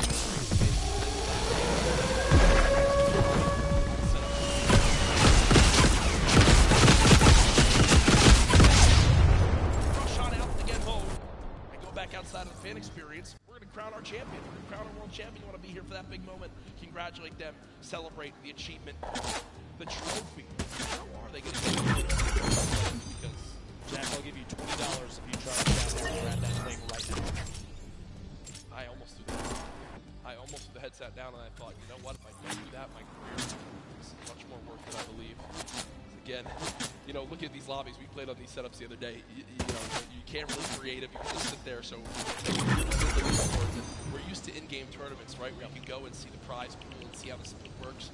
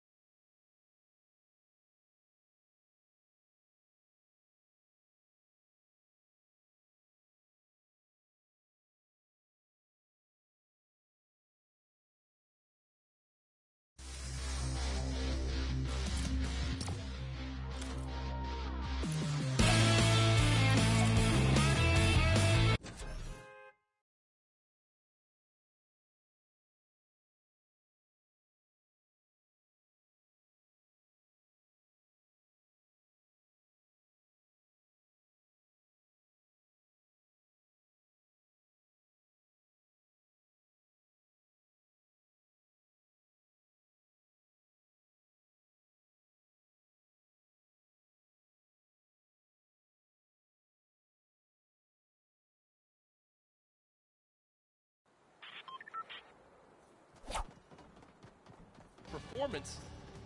Do you think teams begin to switch up if they're going to play trios on who they should have in on their squad? One of the things I noticed watching the few trio tournaments that we've seen over the last couple weekends, teams really have kind of mixed who they typically play with. That being said, one of the things I love the most about watching those is that the groups, it's always changing.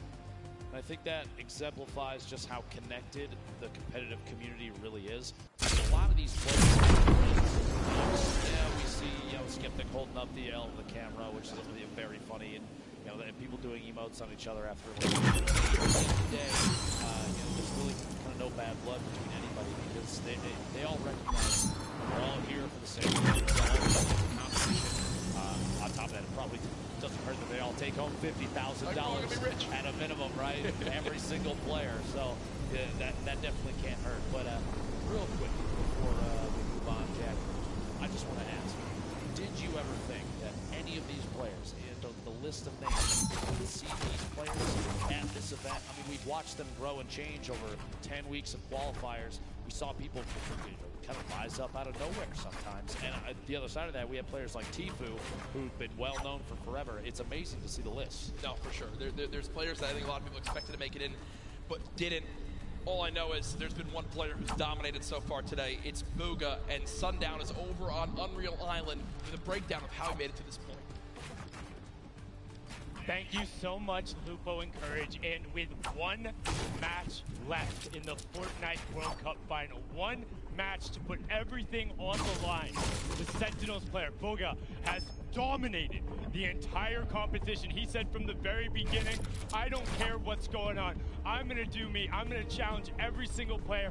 I'm going to play aggressively. I'm going to look to get in their faces, get in the end game. The player who qualified from the start made a name for himself after the host and continuing running through. Let's take a look into some of his eliminations and how he's been able to build himself a 15-point lead over the best of the best in the world, and he's doing it by intelligent rotation, getting to the far side of the zone, and then hitting his shots. Kid, Boga says, bring the rest of the lobby on. I'm looking to go aggressive. We talked about King and his shoot-first mentality, but the difference between King and Boga is Boga chooses his spots when to go. He knows when he needs to hold off, when he needs to be safe for a second, and when he can go aggressive. You see him stall just for a minute there against Creo, who's pushing in to the top 3, and he is able to execute the game plan, come up with the victory royale, and keep pushing forward. Now again, you know, right now, he has 0 elims, able to pick up one right there, but he's chasing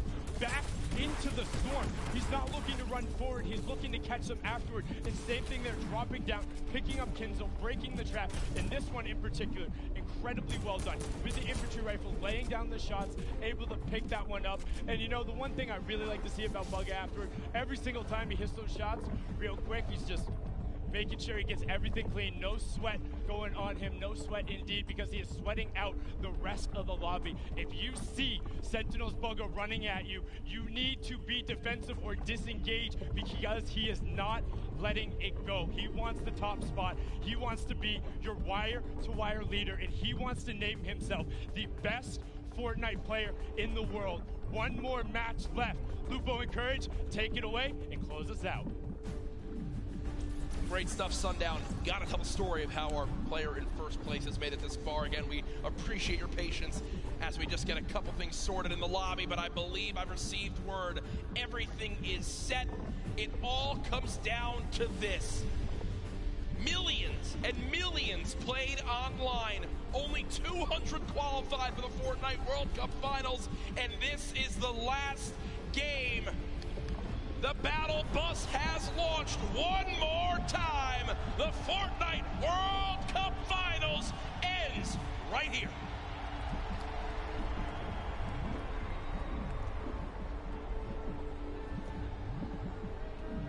All 100 players on your screen there, Jack. Boga sitting out in front of everyone thus far. A commanding lead. Creo, the winner of the previous game, flying in there in the northeast corner of the map.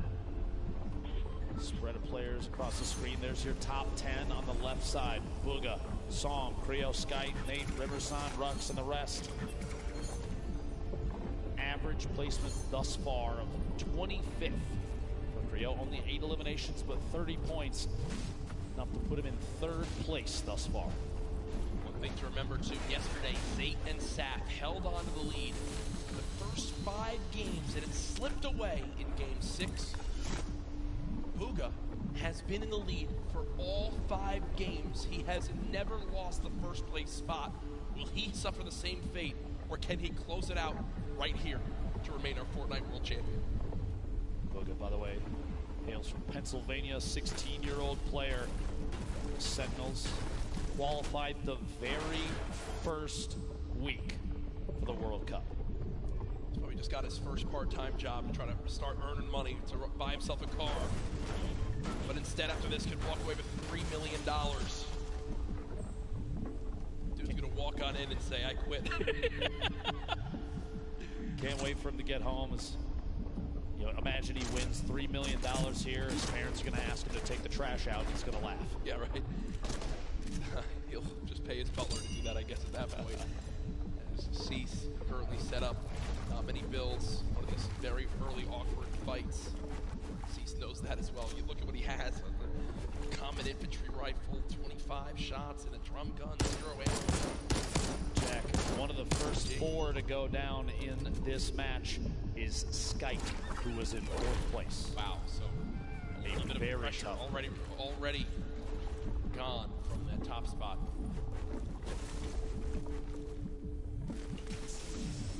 Cease just moving for the moment. 2 chug splashes. If I do as he throws them down. Can you see all the players surrounded outside this sunny side of the map? Cease continues to bounce around for the moment. Not many AR shots left. We'll get some out of the ammo break, which is good. Every movement counts. The farming of stone continues. Moffin and Zayt outside of Loop Lake, just fighting on the outskirts of it. Just kind of building, walling against any pressure from Zayt. Doesn't want to get caught on rotation. Interesting loadout, that gold combat very early. That's a very solid pickup to start this match. Single shockwave remaining. Legendary grenade launcher. Drum gun in hand as well. Talk about a great starting inventory. Swap on over. Blaster in a fight. Side pressure plan. One player nearby, only at 73 HP, but again, when you're in this far into the tournament, you kind of get to a point where you just got to go for it. You got to just force an engagement. You got to get the points up. Shot comes on through. Not able to get it done as of yet. Blaster still healing up. Will have bandages to get back up to, I think, 75 HP. Feed, it looked like Tfue picking up an elimination. Let's see here how things play out. 90 players remaining. The first circle starts to close in 50 seconds. Bandaging on the egg. Blaster just hanging out here. That player down below. Going to see if he can take shots here in a second. Ticho's going to roll all the way down. Looks like no engagement going to happen here. Yarko, Sledwicki, 2 players that have faced off against each other a number of times. Going to go for the wall and, in fact, get it. Gets the angle inside and pushes on through. A solid aggressive play from Sledwicki to pick up his first elimination of Game 6. Very clean, and that will end Yarko's Fortnite World Cup run. Solid performance earlier on. We'll see where he stacks up with the rest of this lobby when it's all said and done. Reminder, this is our final game here tonight.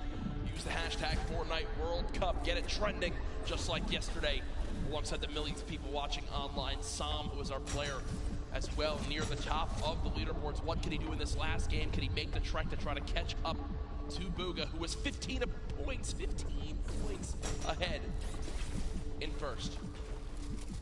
1v1.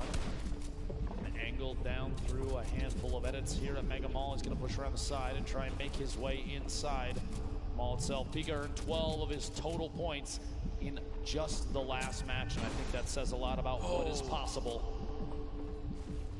In 11th place when we rolled into this game, Pika trying to find a way inside, pushing down through the outside.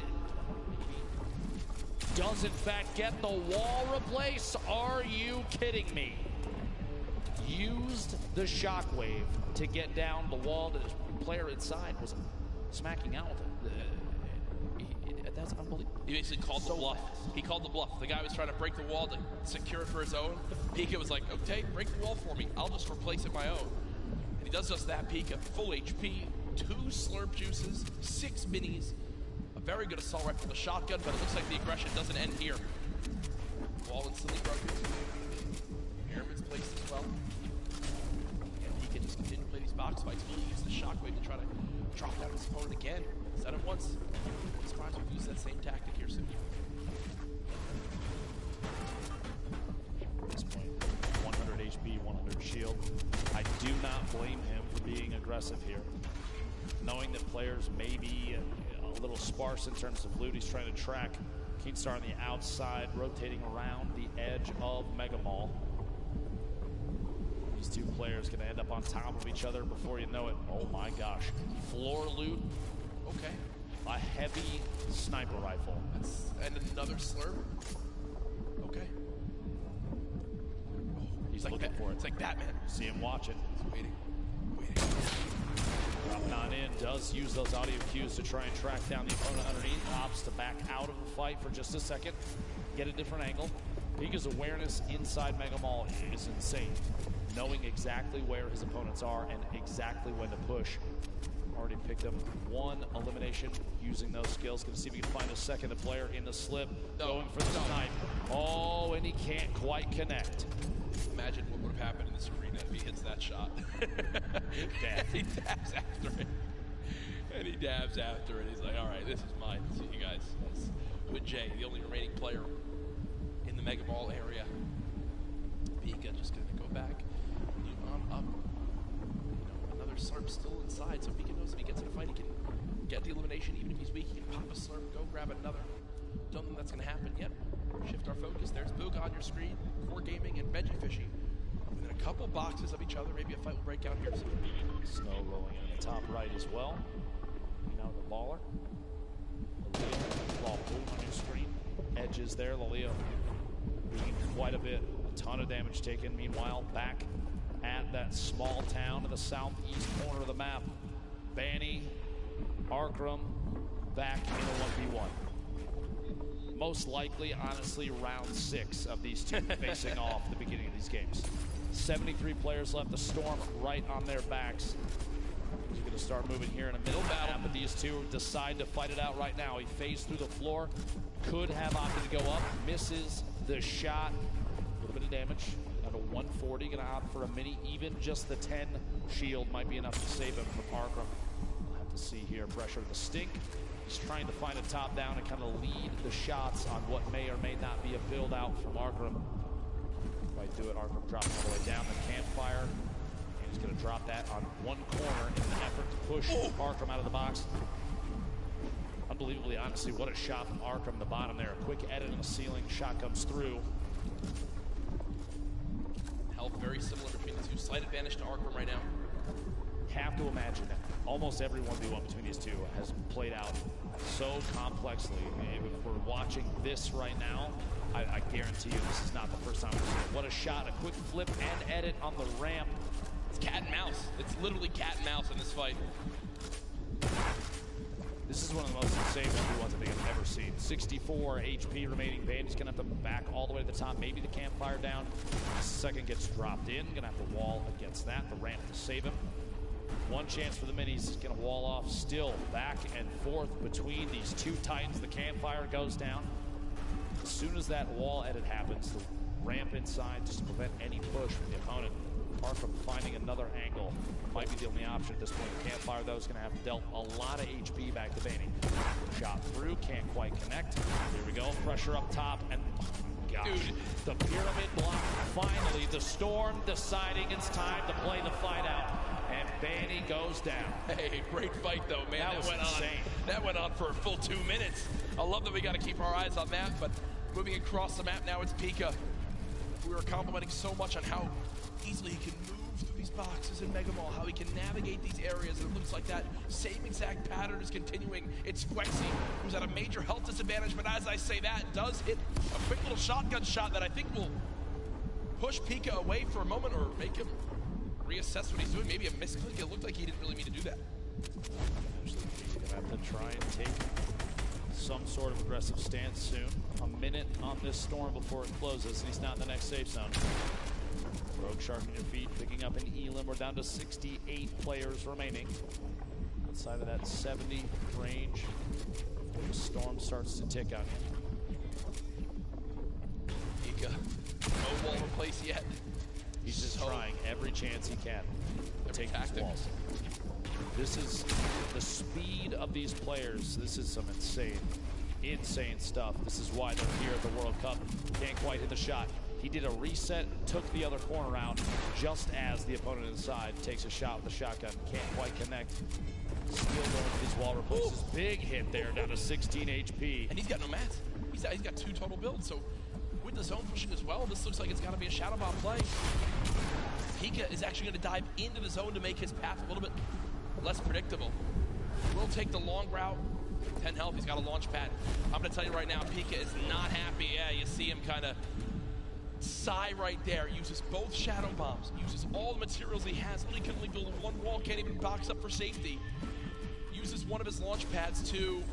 Not a fun spot to be in if you're Pika. Look, still can't even build one box. Does have the minis. He's got a campfire in case he wants to put it down. I think the fear at this point is if he puts that campfire down, it's like a signal flare for anybody around. This is the box to push. Meanwhile, Tfue, Dusty Divot flying across, landing near more opponent builds potentially. Back down, shots at the target he was right next to. He's in this box alone. You see in the minimap a handful of players around Dusty Divot. Clicks, reverse, Bizzle you see in the top. Pretty far out there. And Clicks is actually, one of his trio partners. Previous trio cup that happened. They're fighting each other right now. Trying to make his way out of here. He's not in zone yet. Really used his launch pad. He did use his last shockwave, if you remember, as well. There is some loot nearby, but player challenging team is going to back up for a moment and rebox. Oh yeah, we got a fight here. Tfue, 1 versus 1. Is it Clicks? Not exactly sure. It is Clicks on the other side of this wall. So Tfue versus Clicks. Veteran versus the up-and-comer. Tfue backing up for the moment. It looks like there's another player nearby as Clicks will just say, nope, don't need this anymore. We'll fly away. Karhu goes down on the elimination feed. Cease goes down in the elimination feed. 63 players left. No Storm Surge in this one yet. Bugha picking up an elimination. His first of this match. Just another point between him and second place. Yeah. Consistency so key, and Bugha has embodied that today. Only one bad game. The rest have been absolutely electric. Bugha's just sat up with the high ground in the zone, waiting patiently for this lobby to drop on down. Snazy now 1 box away from an opponent. 54 HP, needs to perfectly edit one of these walls and get a shot down range. You see his opponent not sitting still for any moment. He expects him to drop it, and that's exactly what happens. He's finding the patterns and how his opponent likes to play these box fights. But still with no healing and his opponent jumping back up, you gotta think some shields will be replenished and Snazy will be at even more of a health disadvantage. Nice to go for the reset on the floor. No shields pop. Go, catches himself. He's gonna hold the edit on this pyramid. He's looking for a chance to push Martine. If one arises, we'll have to see. Snazy's hope may be to catch him off guard. There we go. Here's the Shadow Bomb, gonna rotate up and away, use that, redeploy, and try and make his way into the safe zone. Only 54 HP, he's not quite safe yet, but now's the chance to look to the right. Get a couple shots, player inside the box as he lands right next to him. The edit through, and Rogue Shark sets the trap and gets him. Tough play there. Clicks, meanwhile, 1 elimination, 62 builds. Set up 2 Shadow Bombs. See here, the very north edge. He's underneath the plateau of Dusty Divot. Reverse down there as well. Tfue on the edge. Astonish, Smeeth, Zate. So many players stacked up near each other. And oftentimes you do see players utilizing the already built structures for easy wall replaces. No surprise. Popped up next. Inventory looks great. He just doesn't have a lot of ammo. Imagine he picks up 1 elim on someone who's who can kind of fill those numbers up. It would be a great spot for late game. 7 RPG, still very, very good. 69 total builds down to 60 now. 56 players remaining. Ladies and gentlemen, this is the final game of the solo competition here at the Fortnite World Cup. It literally all comes down to this. 5 players will become millionaires right after this game. Tfue just picked up his 3rd elim. Still has a launch pad, some great loot on the player that he just took down. But he doesn't have the zone again. He does have 2 launch pads. And use one on top of the second structure. Somebody underneath. When the Fortnite World Cup qualifier started, Bugha qualified in Week 1 in NA in 1st place.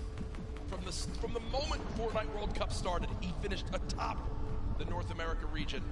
And now in another spot again where it can happen, and he's just dancing up top. He knows, really, this is his to take unless someone has legitimately the best performance ever in the history of a Fortnite competitive game. Bugha should be our Fortnite World Champion. Tfue and Benji Fishy fighting on the bottom right of your screen. Sam, who's trying to contest and take that throne. This was the replay, did get his first elim of this game, and you see the fist bump right there. That was Clicks who gets cut down. this point, 51 players remaining. This lobby is going to get very, very tight. Going into this match, Psalm was 2 points ahead of third place, with 15 points behind first. Talk about a lead. As we've just now hit our top 50 in this game. Arkram goes down. Psalm, 1 elimination. Can he close the gap? If you think about it right now, he's still 15 behind, Ben. Booga's still in this game. What he needs right now, Booga to go down, and he needs 5 more limbs and a victory royale, but no! No! Psalm gets caught off guard. It's Zayt, and as that happens, Booga gets a limb. The pieces are falling into place, and Booga's about to call checkmate. Tfue on your screen here. 3 eliminations. Still has the launch pad, sitting on a pretty similar loadout. Not a lot has changed as he's waiting, biding his time, looking for eliminations up above the rest, though. Booga hasn't had to move in 5 minutes. Nope. He's had height. He hasn't had to move in 5 minutes. He's sitting so pretty. Here's that a limb that we missed when Psalm got taken out. And are you kidding? Look at him laugh. Look at him absolutely laugh. Quick one tap on Storm on the move. It's a gift. Is it his birthday? That's about as free as it gets. Booga might be the luckiest player with zone placement I think we've ever seen in a competitive Fortnite match. Sitting atop his tower, a castle of metal, unthreatened. And he built it with metal earlier, and he just kind of hoped it would work out this way, and it did. He's been sat here for so long. It basically sums up the leaderboard. This is the leaderboard in the game itself. Booga on top, nobody nearby, no threats, nothing. Now with the zone moving, everyone soaring, and this is where it picks up quick, folks. The final moments of the Fortnite World Cup. We're watching Booga. Oh, please. Imagine. Picking up a pair in the feed there. Fledermoys and Dubs both go down. Gonna be 2 very good eliminations there. 38 players remaining. Top 25 is when placement starts to come in, and Booga is looking for shots on everybody flying around. Still has that high ground advantage. He's others looking to try and contest it. Benji Fishy moving up as well. Ballers still rotating the low ground. Tfue making his way across. A lot of damage coming in. Only 1 minute in the inventory and 15 builds remaining. A tough spot for Tfue. He's so close to placement, but can he survive? King with elimination. Player count continuing to drop. Fizzle, Takamura, Zayt picking up multiple eliminations. 30 players remaining. 29 to get closer and closer. Benji Fishy goes down. Tfue eliminated. In the box, Kurtz picks that one up. That will end Tfue's Fortnite World Cup. Zayt drops off high ground for the moment. Booga's still alive in this game in the bottom right of your screen. Still at max HP. He's made it in the top 25. At this point, it's basically a victory lap. Yeah, he's getting beamed out of the sky, but he doesn't care. He'll drop on in, pop some minis. King on the top right at 6 limbs. The guy's an absolute brawler. The 13-year-old should be so proud of how he played today. Lulboon up top. Crew, the double qualified player as well. Picking up another elimination. Takamura goes down. Booga now into your top 20. Mongrel, your Fortnite World Cup is over. Vivid's still alive in this game. It's Crew with 4 limbs atop our leaderboard right now. Has most limbs of who's still alive. Booga there as well. Has all the ammo in the world, not a lot of materials. Let's see how he weasels his way out of this one. Ball move, the ultimate high ground. T-Chef going for a challenge up top. Does in fact take it over. Meanwhile, Booga, box fight for his life. A little back and forth here. He's waiting to see if this player rotates out. There it is, a big shot. Another elimination. And he's got near max materials. Kidding me. He's gonna trap the ball. Oh, the ball escapes. The absolute scenes right now. Booga still moving through, and at this point, it's a sign of respect. We've got to watch this man continue to dominate. A statement is being made. Dr. Lupo at the end of this game, he'll most likely be crowned the best Fortnite player in the world. I've never seen anybody play in a competitive Fortnite match with a smile on his face like this kid right now, but he is absolutely dominating every single player he's run into thus far. Looking for a shot here. Quick couple of edits. Rotating back away. Pressure from above, and he's immediately immediately going to wall that off. The kid's top 10. He's smiling. He knows it. He knows it. Absolutely ridiculous. 9 players left. Unrelenting is Booga. Hasn't dropped out of first since today started. There's all the remaining players. Running low on materials, but he still wants more. 4 limbs in this game. Locks it up for a moment. Pyramid comes through.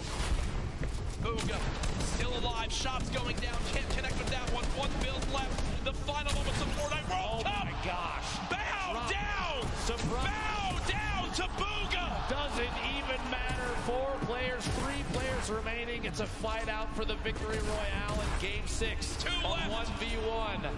Crew still in it. T-Chubb as well, back and forth. And it might come down to a heel-off. T-Chubb dropping down those campfires. We'll see here. Crew following it all the way in, and T-Chubb goes down. Crew with the victory royale. Crew with 7 eliminations and the victory royale. The monster performance at the end of it. That could have just secured him hundreds of thousands of dollars, maybe even over $1 million by just that game right there with how he does. But ladies and gentlemen, there's no way anyone beats him. Your Fortnite World Champion, Booga!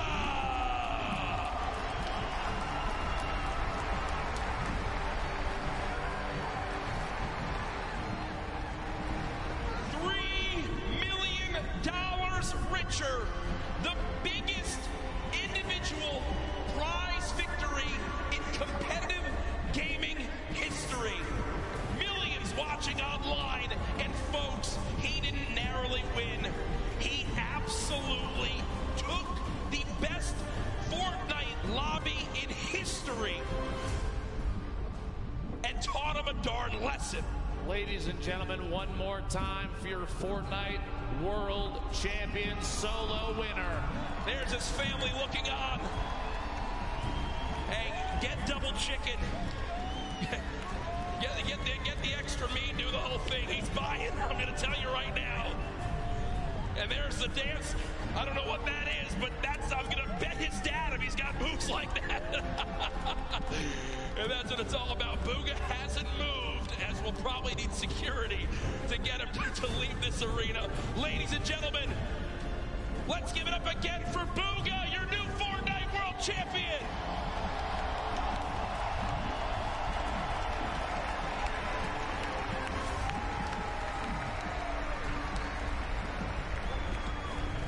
We have casted almost every single major Fortnite event up to this point, Dr. Lupo.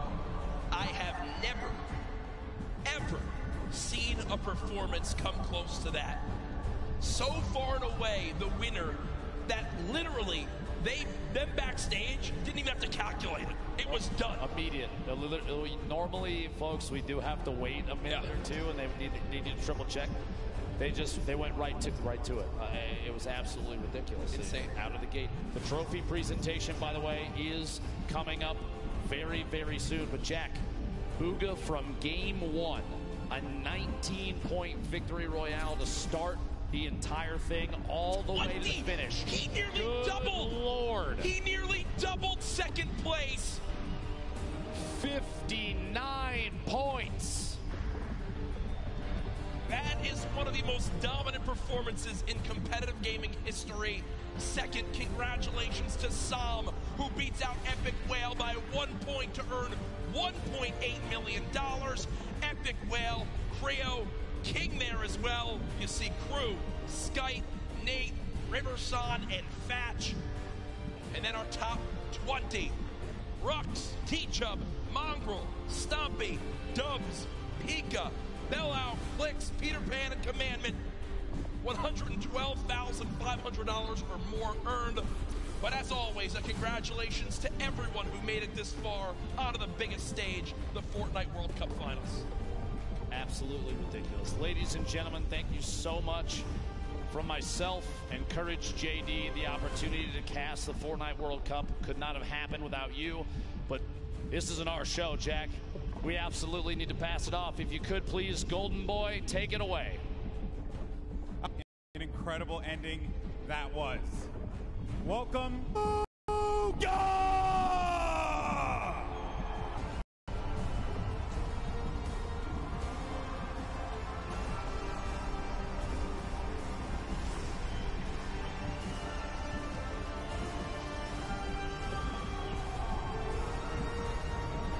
Ladies and gentlemen, this cup is yours.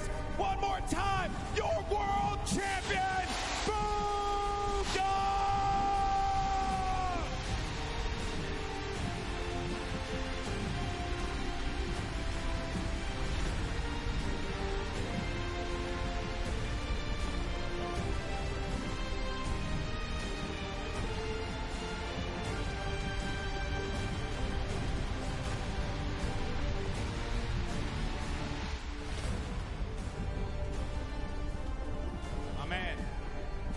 I won't lie, I have a tear in my eye for you, bro. Congratulations. I'm just going to ask the most generic question in the world. How do you feel right now? Words can't even explain it right now. I'm just so happy. Everything I've done, the grind, it's all paid off, and it's just insane. So the last game I noticed you changed it up a little bit. You decided to change your drop spot. At what point in that game did you know that you locked it up?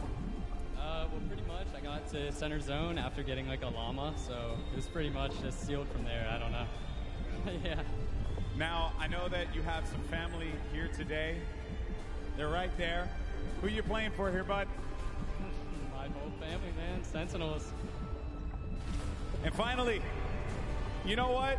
I don't even think we need to say anything else. Give it up one more time. Your champion of the world, Booga!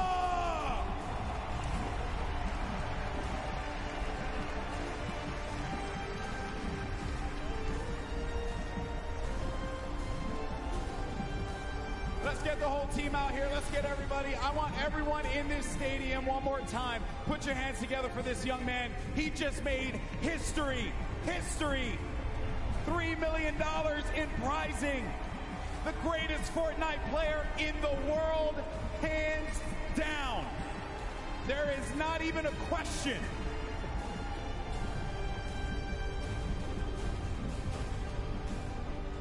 And for all of us here in Arthur Ashe Stadium, we want to thank you all so much for joining us on this incredible journey. This has been the Fortnite World Cup Finals. This has been not only our event, not only his event, but your event as well. Thank you so much for tuning in. That was crazy. And we will see you on the Battle Bus. This is what it's all about. The Fortnite World Cup Finals ends right here. The biggest day of their entire lives. 100 players. The Battle Bus is loaded. It is time. Shots coming in. No elimination yet. For the first game victory royale. Oh my gosh. By that storm, someone's going to be a bomb. He's too good. An elimination onto Skype. He's still holding position. Does have the high ground, but he dives in front of him and does get the victory royale. King wants to jump into your box. Hope you guys enjoyed. That was crazy.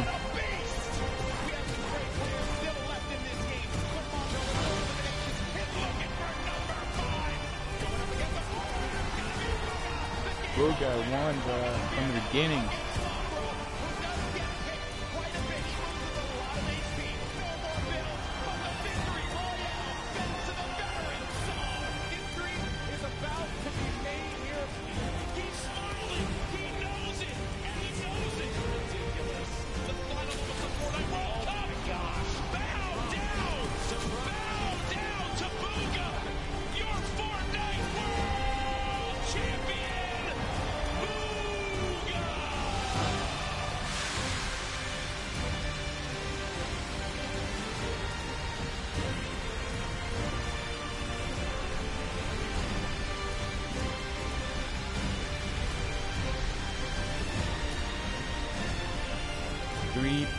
$3 million for Booga.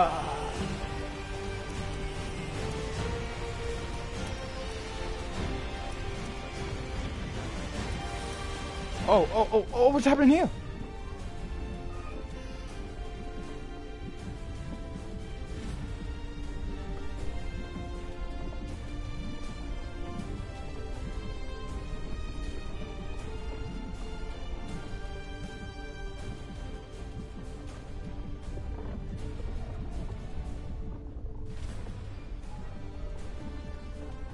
Congrats to Booga, bro.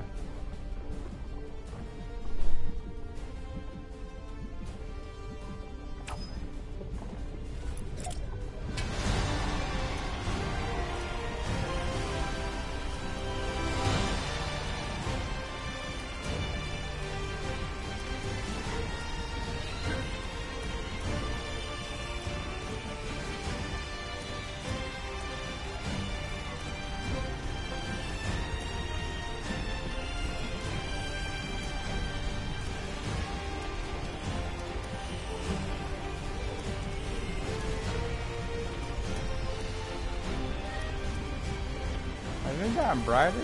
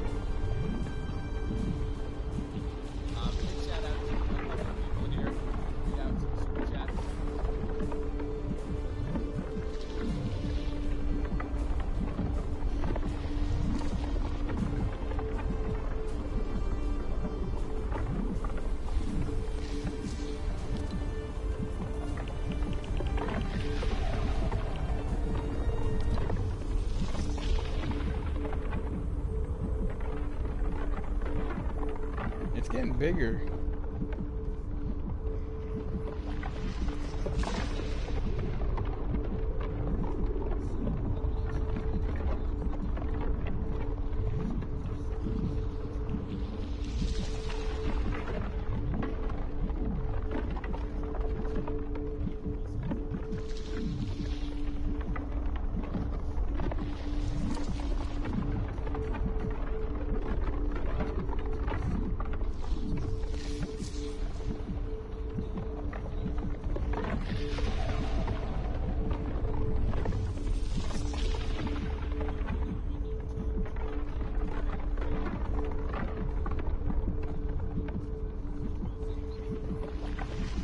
Hope you guys enjoy.